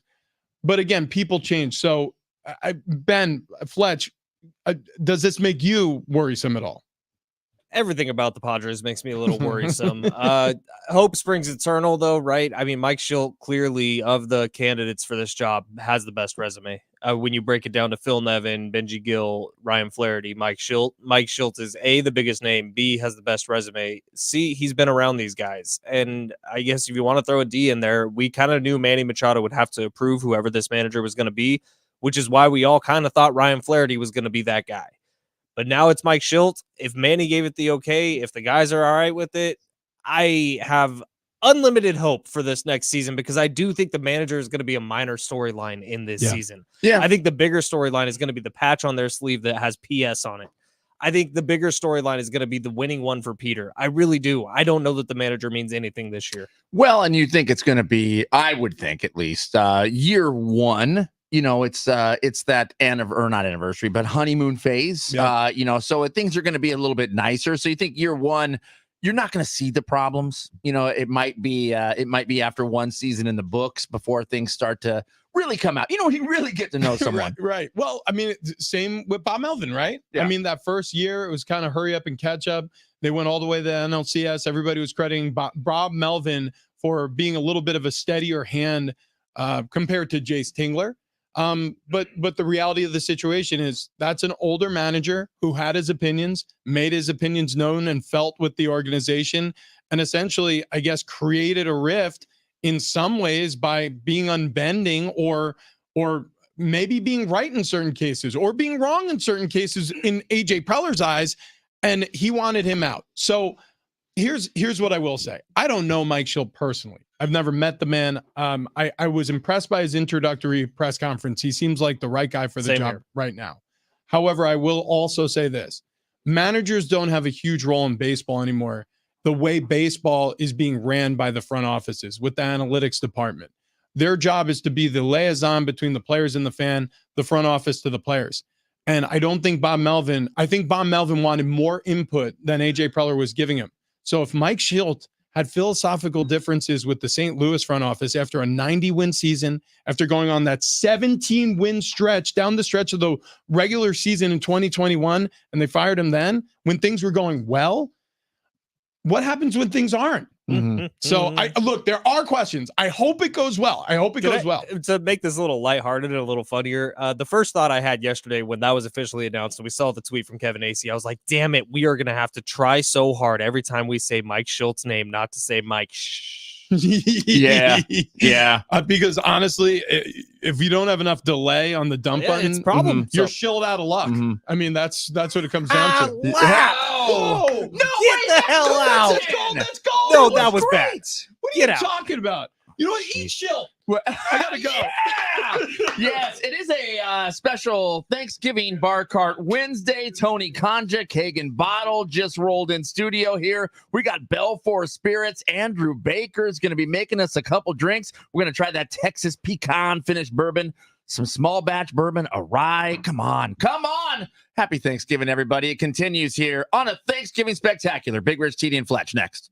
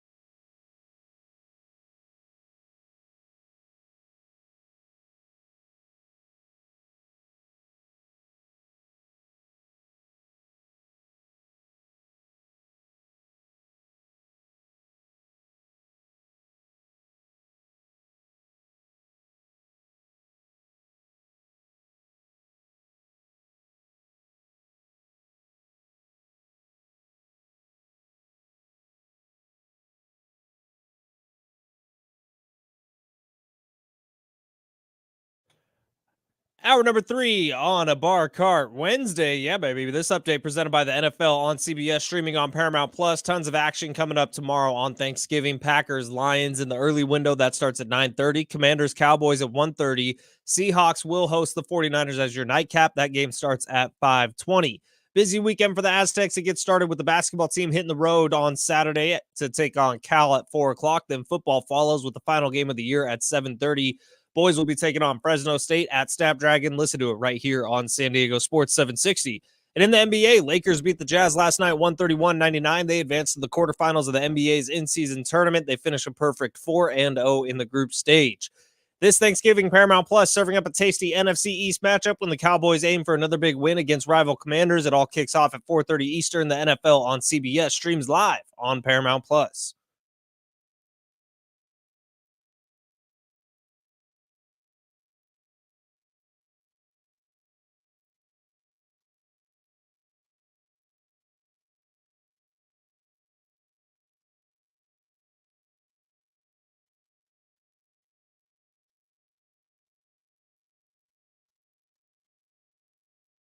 Yeah!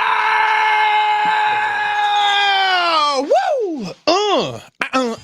Happy Wednesday to those who celebrate a Bar Cart Wednesday today on the Wednesday prior to our Thursday Thanksgiving Day. So we're expediting things. Normally we have Bar Cart Friday. Yeah. But today's different. Today, the rest of the world is starting to ease into their vacation times. You know, there's definitely still people working. We're one of them. You know, driving around today, you're getting yourself set for your Thanksgiving Day or your weekend ahead. We're going to get you set with a very delicious pairing of whiskeys in studio today. Belfour Spirits. So we've got a pecan washed whiskey. We got a bourbon. We got a rye. And we have some cocktails to try, some festive cocktails at that. That's right. Looking forward to that. Keg and bottle, Tony Kanja in the studio, handing out bottles as we're speaking. And the bottle is cool. And Andrew, Yeah. how you doing? How you doing this morning? I'm doing great. How you guys doing? Man, this We're is nice. we're better now. Yeah, we're doing fine. And what's weird is like no matter where you take the words bar cart, you put it in front of any day, it fits. It works. Yeah. Sounds right. Yeah, it just sounds right.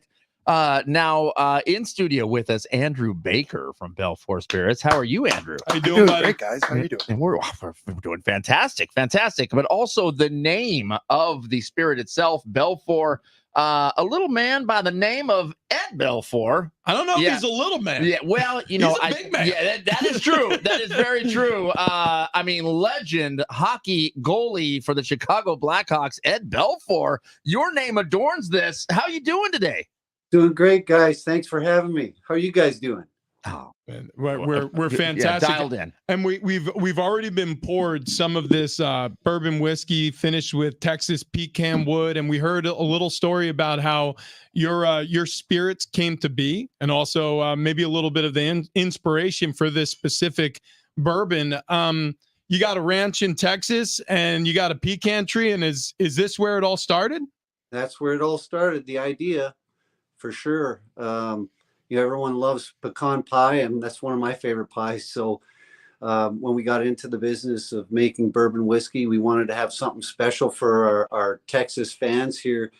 I moved here in 97, started playing for the Stars, won the Cup here in 99. So, having something special as the bourbon finished with Texas pecan wood for all of our fans here in Texas was a fun project. Okay, so Ed, admission, me and TD here, we both grew up playing NHL 93 on Sega Genesis. Yeah. And Yeah. you were the goalie at the time That's correct. for the Blackhawks. And we, I mean, he was talking about how he would play season campaigns where he would try to score goals with the goalie. So at the end of the season, and I remember your name because I wasn't very good at the game. So if I was playing with Chicago, unfortunately, That's right. very unlike your career, I was letting a lot of the pucks past.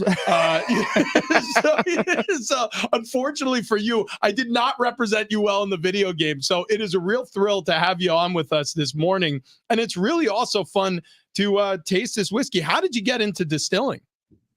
Well, growing up in Canada, we all started drinking at the age of 12 or 13, if I remember correctly. I had my first with my dad at his work Christmas party, and they were all drinking Canadian Club. You know, growing up in Canada, it's all rye whiskey.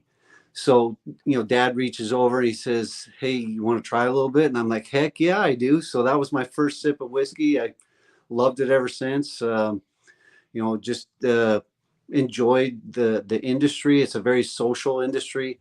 You know, bourbon's very creative. You can create all.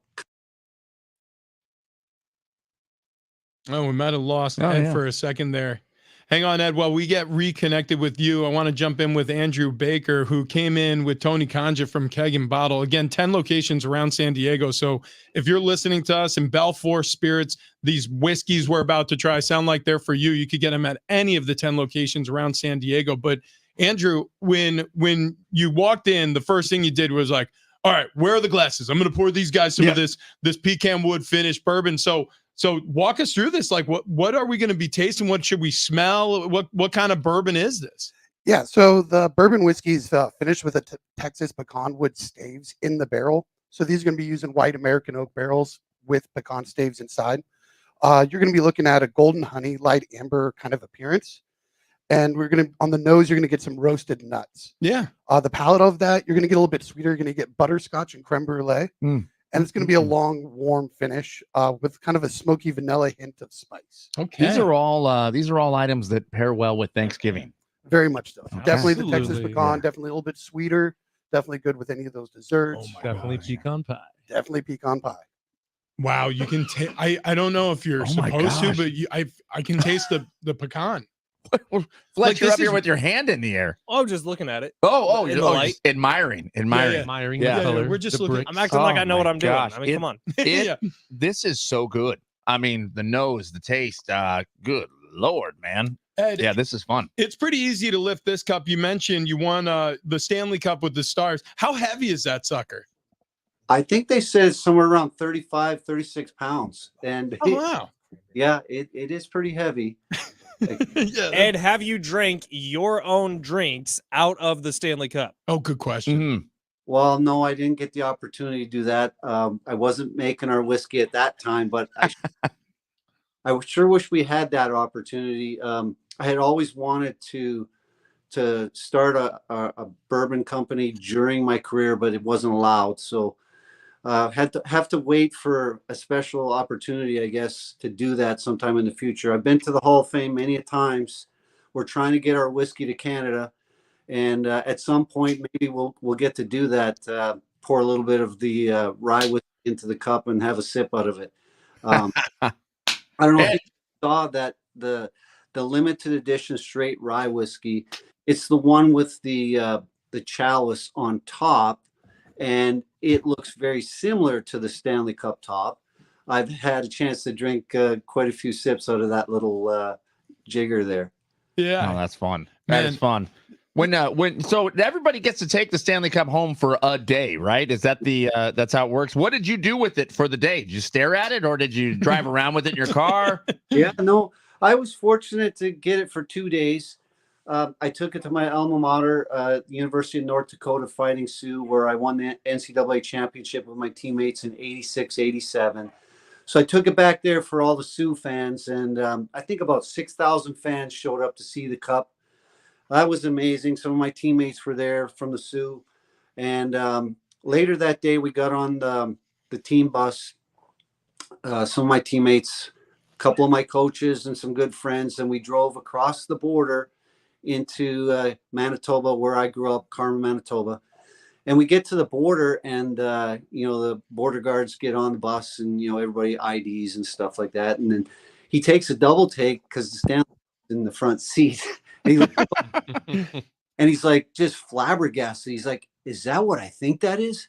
And oh my gosh, next thing you know, we're all taking pictures with the Stanley Cup and the border guards, and there was no problem for us getting across. So ended up in Carmen, Manitoba with the cup later that day. And, there was, I think, in the neighborhood of 4,000 people came to see the cup in Carmen. Later that night, had a private dinner with all my hockey teammates that I grew up with, a lot of my teachers and coaches and good friends from neighboring towns. We had a great party, lasted all night long. Took the cup home, slept with it. Next morning, I got up. I ate cereal with mom and dad out of the cup. So that was a special for That mom. is That's awesome. that is absolutely amazing. What kind that- of cereal? Yeah, yeah. Oh, yeah. Oh, okay, yeah. that's a Yeah. great What's question. the cereal choice? Flakes. Frosted Flakes. Frosted Flakes. Yeah. And of course, with oat milk or soy milk, and definitely as a former hockey player. No, listen, we're talking to Olympian gold medalist, by the way, in the 2002 Salt Lake City Games, won the Canada Cup in '91. Longtime hockey player and inducted in the Hockey Hall of Fame in 2011. Ed Belfour on the show. Belfour Spirits is the brand that he's backing here, and we tried the bourbon whiskey finished with the Texas pecan wood, and it is absolutely delightful. We're going to be moving on to this cranberry cocktail right now. So we got the cranberry bourbon here, Andrew. What all went into this? So this is going to be using the Texas pecan wood. We're going to be using a little bit of sweet vermouth, cranberry juice, orange juice, and simple syrup. Love it. Okay. Love it. All Let's right. give it a So second. nice Cheers, little guys. festive holiday Yeah. cocktail Cheers. I for mean, yeah, this is a holiday cocktail. Yeah. Cheers. Cheers. Yeah. Oh, Mm. wow. Yeah. Yep. Hey, Ed, you got a winner here, buddy. Ooh-wee. This is delicious stuff. Man. It's good on its own. It's good in a mixed drink here. Yeah. But Yeah, the way you, Andrew, the way you garnish this totally speaks of the holiday season. Absolutely. Yeah. A little bit of fresh cranberries on top with a little bit of rosemary. Yeah. Definitely sets it off. Can I make this in a larger amount so I can just start pouring, or Yeah, do you need to make absolutely. them one by one? I made it in a batch content. So I did about 2 ounces of bourbon, ounce of cranberry juice, 2 cups of cranberry juice, 2 cups of orange juice, and a cup of sweet vermouth, and then a half cup of simple syrup. Fantastic. Yeah. Fantastic. Another recipe we need to put online. Absolutely. Good Lord. Yeah. Yeah. Maybe we'll put the large format, the one that you just did, Andrew, in studio online, because a lot of people are going to be entertaining a lot of guests. Hey, Ed, how are you going to be celebrating your Thanksgiving, man? Just gonna stay home and smoke a turkey on the green egg, and be sipping on some Manhattans with our rye whiskey. Oh, that's Yeah. perfect. Yeah. Hey, Ed, I don't want to be a downer here, but there was huge news out of the hockey world recently with Adam Johnson. I'm sure you've seen the video. I'm sure you've seen things like this on the ice during your time playing. He was tragically killed when a blade went up too high, caught him in the neck. What would you make of this whole situation? I mean, it happened overseas. It happened in the United Kingdom where he's from. But what'd you make of it? Does hockey need to make some changes to make the sport a little safer? That seems to be something that's going around football, obviously trying to prevent some of these injuries from happening. Well, first off, my thoughts and prayers go to the family. Just a tragic, sad freak, event, and that's the first thing is the family and friends and the whole hockey world. It's just a sad event, and again, my thoughts and prayers go out to everybody for it. The game is so fast, and the guys nowadays are even faster. It's amazing, and you get that momentum and the speed, and when guys are running into each other, it's hard to control where your arms, your stick flies after you hit somebody, your feet, your legs. And I mean, it's a rough, tough sport. And I don't know. I remember Clint Malarchuk, goalie in Buffalo, back in, I think it was in the 90s. A similar thing happened with him. Thank God he lived. But you get people running at each other, and that momentum of your arms and your feet carrying forward. It's just sometimes stuff like that can happen. I remember vividly after a game one time, and I didn't even remember it happening during the game, but guys are crashing the crease. Defensemen are knocking guys down in front of the crease. And I had right across the side of my neck, just above my neck guard, you could see the 2 little lines from the skate blade Wow. on my neck. Ooh. it scared the bejesus out of me because I didn't even know what happened during the game, but I knew exactly what it was. But the game is so fast that you just it's hard to control everything. And net guards definitely have helped, and I know that in youth hockey they make the kids wear the higher net guards in Canada. Right. I don't know if that's the thing that you have to do. Maybe it's definitely helpful, and I feel bad about what's going on there now with the investigation. It seems I know it's such a sad affair for everyone involved. I just hope that more lives aren't ruined. Yeah, no, that's well put. We were having this conversation actually earlier this week because of comments that Tom Brady made about the National Football League, talking about how it's a more diminished product as a result of some of the player safety that a lot of people cheerlead. This idea of like, hey, we got to clean up this sport, make it safer. And yeah, there's an understanding of that because you don't want a situation like what happened to Adam Johnson happening in football or any sport for that matter. But at the same token, like, people are showing up to NASCAR stock car races because there's a thrill of calamity. People are showing up for National Hockey League games or any hockey games around the country, collegiate, minor leagues, doesn't matter, because there's that thrill of danger that's omnipresent. Boxing, UFC, mixed martial arts of any sort, like that's as much part of the sport as anything. And I mean, yeah, like you said, I feel awful for the Johnson family. I feel awful that a life was lost over a game, but it's a sport where this rarely happens. And like you said, it didn't feel like it was inside the control of even the defender. I believe it's Matt Petgrave. It's just one of those one-off occasions. It's an interesting time we find ourselves in, Ed. It really is. It is, and like you said, these are rough, tough sports, and we've been playing them since we were 4 or 5 years old. Yeah. And injuries all along the way. Broken legs, broken arms. MCLs, ACLs. Backs. I had 2 back surgeries during my career. It's same. Same. And I do radio.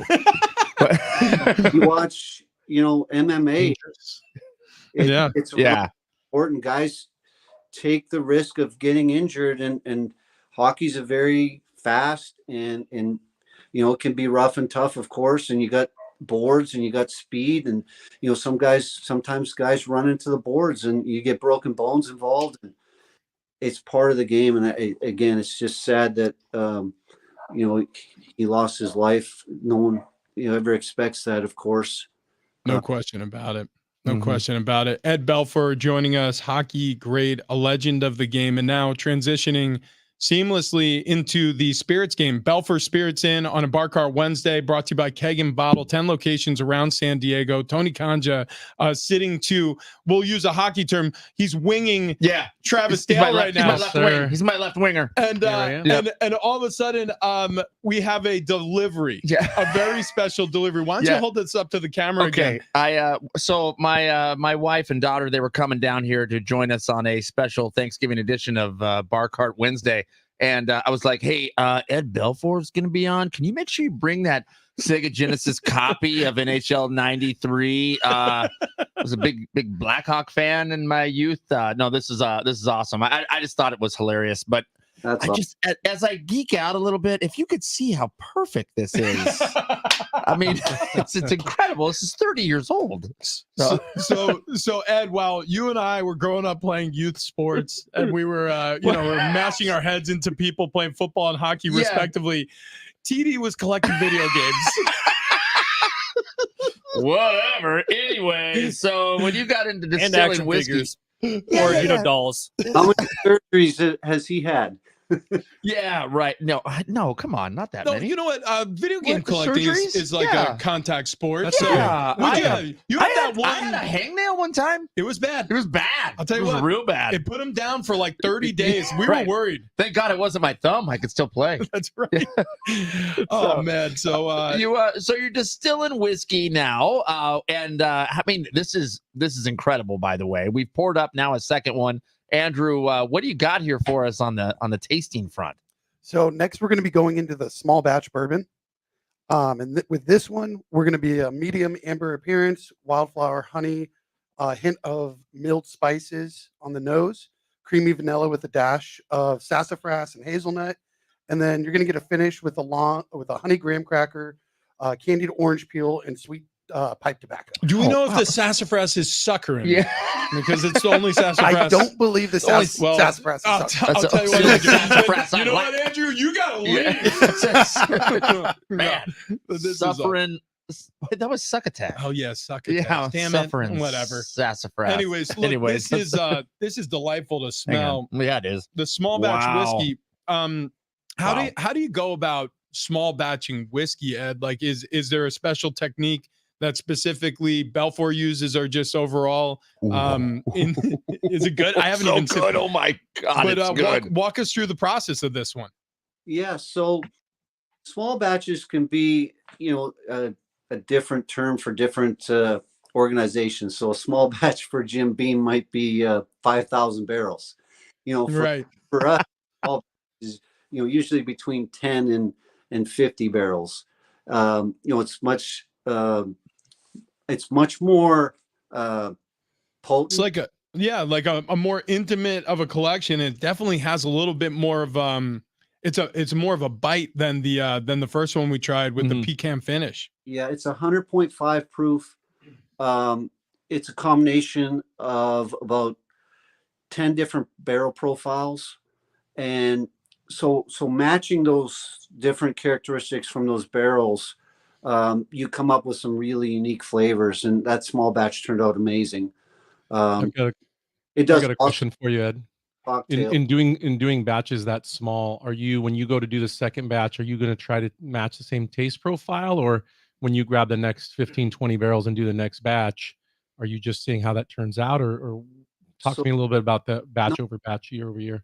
Yeah, it's a good question, and I like this one because I like the diversity among our profiles. We have a lot of different barrel profiles and different flavors that we can play with. So I'm a firm believer that small batches should taste a little different each year and be, different proof points. So, sometimes we might do 10 barrels. Sometimes, like I said, we might do 50, we might do a few more. I think that way, you have that diversity. We have that same diversity in our single barrel program where we have, anywhere from 102 proof all the way to 130 proof. And when you have that diversity in your program, not everybody likes 130 proof single barrel. We got some that are 103 proof. Some people like that 103, 106 area. Well, it's the same thing with our small batch. We can create a small batch that's 105 proof, 106 proof, maybe 12. Some of the small batches are going to be, maybe weeded bourbon. Some of them might be a rye-based bourbon. And I like that. I like experimenting, I like creating, unique flavors. So it's a lot of fun.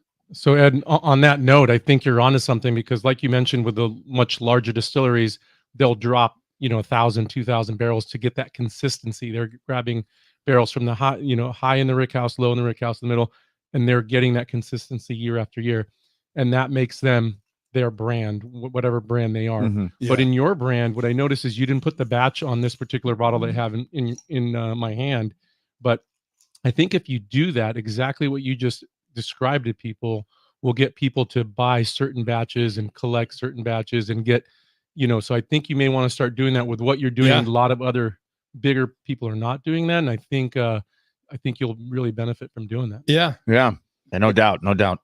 Yeah, I'm a firm believer in that for sure. Four Roses does a nice job of their different codes and batches and stuff. And, it gives people, options, and you get conversations going about the different products. And I think they've done a great job. So I like to, I don't want to say I want to copy them, but I firm believer in it. Well, Hey, yeah. Hey Ed, can you stick around for a little bit longer, because we want to get into the rye as well, and we have a couple more cocktails. Right.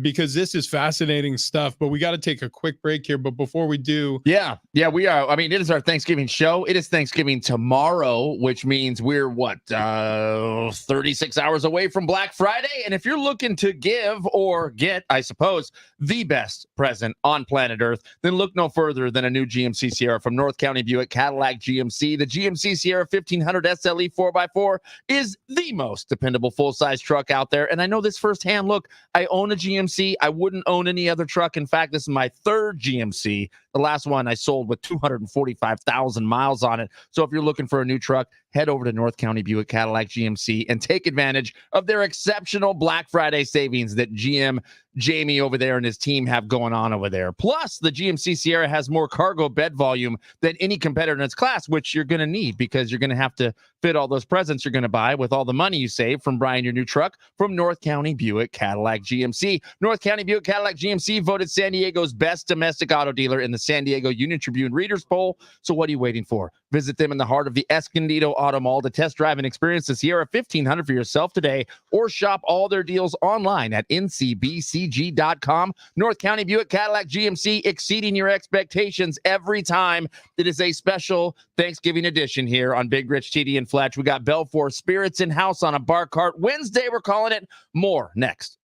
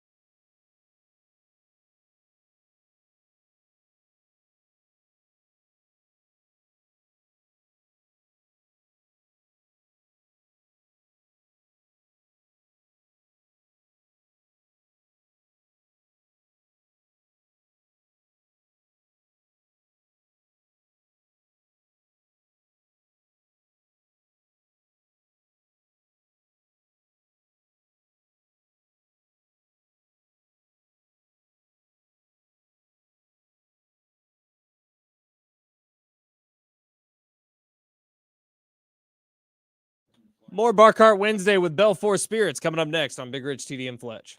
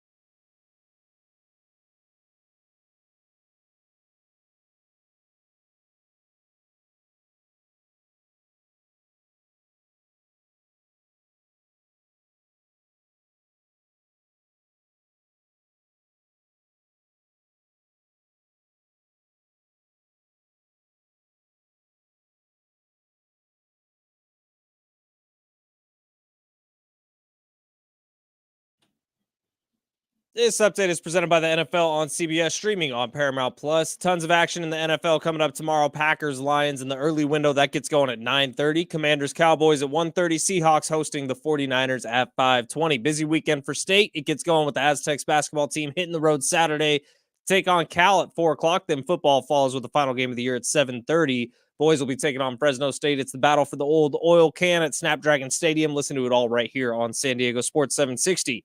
In the NBA, Lakers took down the Jazz last night, 131-99. They finished the regular season tournament group stage a perfect 4-0. They're moving on to the quarterfinals this Thanksgiving. Paramount Plus serving up a tasty NFC East matchup when the Cowboys aim for another big win against rival Commanders. It all kicks off at 4:30 Eastern. NFL on CBS streams live on Paramount Plus.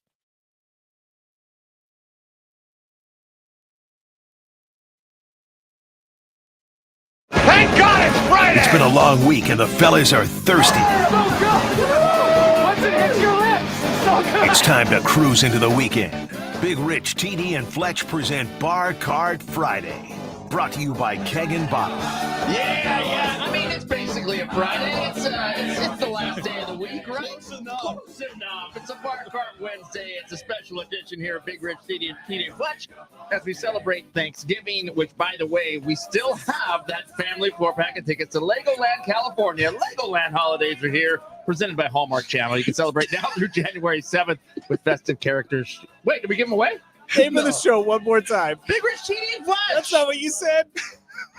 I didn't mean to. All right, I knew I flubbed it. I just kept going like a professional. You are. Thank you. You are there, buddy. No, And I'm not. We love this part of What? the day. This usually happens on Fridays, and everybody's clock's wrong, right? You know, everybody sort of feels like it's a Friday because it's the Wednesday before Thanksgiving. But TD, he doesn't miss on these bar cards, Come man. on. Dude, it's happening. Fine. No, the transition is happening. The Big transition. Rich, Peony, and Fletch coming at you. I didn't say Monday through Friday, 6 to 9 a.m., baby. say peony. That is absolutely what you said. And the worst part was after you're like Monday through Friday, 6 to 9. That giggle at the end, it was really unnerving. I don't think I did that either. I don't think No. any of that happened. Anyways, Andrew kind of overpoured yours. no, Right, it kind was of. fine. Which is the right move. What? Listen. Andrew Listen. Baker is the voice you just Tricky. heard there. He works with Belfour Spirits. Ed Belfour on the show, hockey legend, hockey great, joining us talking about his line of spirits. Tony Conji in studio on the microphone as well. Keg and Bottle is where you can buy Belfour Spirits all over San Diego County, 10 locations. So if you're stocking up for the holiday, we get it. We are too. Head to Keg and Bottle. By the way, Tony, if we're going to go pick up a bottle of Belfour, how much does it cost That's us? a good question. Okay. So right now you can go online. There's the three that you were tasting today are available. They're all $89.99 for the bottles. They also, what's cool, and I love this, so good job, Ed, on this, is they come in 200 milliliters. So not even a half size, but even less than a half size, 200 mLs. And those are at a great value as well. And so you can get those online. We're giving $20 off to all of our listeners today on the pecan one, the first one we tried. So $69. Yeah, the Wow. pecan wood finished bourbon, absolutely delicious from Belfour Spirit. And we were just trying this cranberry bourbon. That was amazing. We've already had the small batch. We tried the pecan wash bourbon. Ed, I mean, in general, you know, you discuss your love for whiskey started way back in being raised in Canada. Your dad introduced you to whiskey. Is your dad still with us? Is there a little bit of a connection there? Every time you have a sip, it kind of reminds you of old times. It does, yeah. And mom, Wait, here Mom- we go. Now we go. There he is. yeah, mom and dad, they're still with us. They're 91 and 89. They're doing pretty good. I just had them here in Dallas with me during the Dallas Stars Hall of Fame weekend, where myself and Ken Hitchcock were inducted into the Dallas Stars Hall of Fame. So mom and dad got to enjoy that. And dad had a couple sips of whiskey while I was here. He doesn't drink as much whiskey anymore, but he still enjoys the rye whiskey that we make. Hey, you know, everybody needs that father figure, right? Like that great life coach in their life, whether you get it at home or you get it playing sport. Obviously, very important people in your life, especially as an athlete, which brings us back to a local story. The San Diego Padres They moved on from their former manager this offseason, Bob Melvin, and they hired a new guy named Mike Schilt, right? And so in baseball, managers, I don't want to say they're inconsequential, but they're less important than they ever used to be, because a lot of front offices trust the numbers, trust the analytics. There's this huge revolution in analytics being used in the world of baseball now. But you still need a baseball man. You still need a great motivator, a tone setter in the clubhouse. In your mind, because you've played with many different teams, many different coaches, what makes a good leader for a team or a ball club? Well, I can't speak for ball, but I can speak for hockey. Obviously, been on so many great clubs and winning teams over the years. I think the coaches that can motivate a team and can communicate with your team, and the coaches that can adapt and have the team adapt to situations, throughout the season. It's a long hockey season for us, 80 plus games. You have to have a coach that understands when to put the gas pedal to the floor, and when to let off and let the guys, relax a little bit. Good coaches, they have a feel of their team and how they're doing, and they know the strengths and weaknesses, and who to put on the ice at the right time. Obviously, very important. Knowing those situations, even during a game, if the game isn't quite going your way, the great coaches, they figure out how to swing that momentum back to our team's favor. And, I played for Mike Keenan in Chicago, Daryl Sutter, Pat Quinn, Ken Hitchcock. I had some great coaches, and winning the Stanley Cup here in Dallas in '99, that was an amazing time. We had a great coaching staff with Hitchcock, and Bob Haney was our general manager. He put together, a great program. Rick Wilson, Doug Jarvis, former Montreal Canadian guys. And when you have a good foundation like we had, it's a great, atmosphere for success. And you look at our winning record, what we had here in Dallas, and winning the cup and going to the finals again the year after. Yeah. Yeah. And you nailed it. Like, it's about also timing, right? Knowing what players to put on the ice at the right time. It's kind of like those pitching changes and those, end of game switches. Like, you need to have a feel for those things. Very important in baseball as it is in hockey. Belfour Spirits in studio with us. Ed Belfour is the voice you were just listening to. Hockey great. We have the bourbon, the small batch bourbon milk punch sitting in front of us. That's right. That's right. We got to taste the rye still, right? We do. That's coming Yeah. up next. So Okay. do you guys want to take a quick sip of the milk punch? We'll do the milk punch. Yeah. Yeah. I I mean, think we should. this is Yeah. with the small batch, man. This is another looks like a very festive holiday drink here. No That's what you doubt. did, Yeah, Andrew. absolutely. So we did whole milk bourbon, simple syrup, and a little bit of vanilla extract, topped with some nutmeg to really set off that Okay. holiday All right. feeling. Oh my gosh. Wow. So nice, creamy. For me, I like my drinks a little stiffer, so I kind of upped it up on the bourbon a little bit. But you can cut down on the simple syrup. You can add more bourbon, really make it to your liking. Jealous. I'm Yeah. jealous, guys. I wish I had one of those. Hey, you cheers. go. to Yeah, you, yeah. my Cheers friend. to you. This is all because of you, we're doing this because of you. That's Holy right. smokes. Ditch the eggnog this holiday season. Yeah, exactly. Get you a milk punch made with this Belfour Spirit small batch. Woo! Yeah. Golly, that is good stuff. Okay, we got to take a quick break, and then on the other side, we're going to try the last of the batch. It's going to be the Belfour Spirits Rye. Right here on Big Rich, Peony, and Fletch. That's Again, I because I'm a pro, I knew I missed it, and I just kept going. You really Yeah, nailed But it. because we're degenerates, we're going to point it out. Yeah, that's us. That's what we do. We're just rascals, aren't we? Such rascals.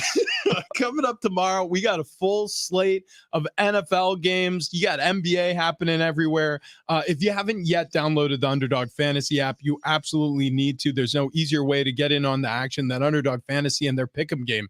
It's a fantasy game, but you can win real money. So you pick between 2 and 5 players, select whether they're going to go higher or lower on their stats. Then do what you do. Spend your nights watching these games. You can win up to 20 times your money in a single game by going 5 for 5. It's legal in California. Ton of fun to play along as you watch your favorite team. So I do this constantly. I was talking about it earlier. It is the second most opened app on my phone behind email. I love Underdog Fantasy. It's so much fun. It's going to make the Thursday, like some people love Thanksgiving. Some people are going to be surrounded by family members they don't really want in their house. So whichever side of the fence you're on, maybe you get on the Underdog Fantasy app and you have an even better time, right? Build your dream team today. Go to their easy to use mobile app or go to underdogfantasy.com. Sign up with promo code XTRA. Underdog will double your first deposit up to $100. Plus, new customers get a mystery pick live in their Pick'em lobby. Okay, so $10 or more deposit, doubled up to $100. Special pick in the lobby, promo code XTRA. Must be 18 plus, present in the state where Underdog Fantasy operates. Terms apply. Concern with your play, call 1-800-GAMBLER or visit ncpgambling.org. Coming up next, we finish off our Bar Cart Wednesday with Belfour Spirits. Woo!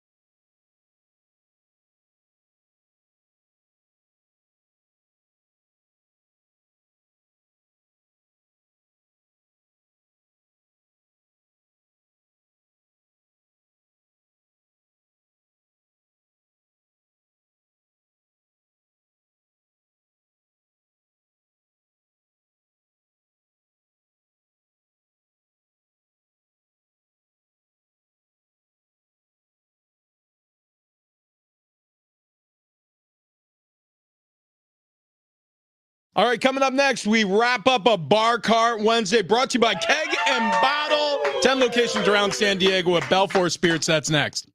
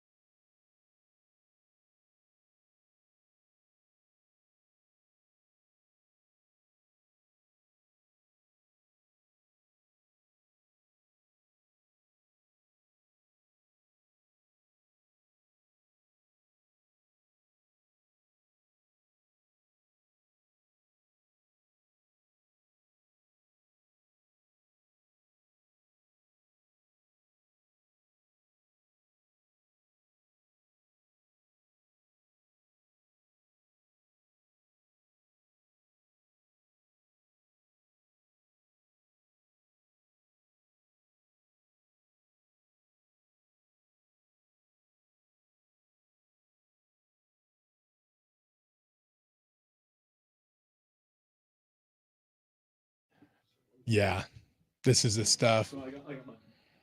I showed up in boots, ruined your black tie affair. The last one to know, the last one to show, I was the last one you thought you'd see there. I saw the surprise, the fear in your eyes, when I took the champagne.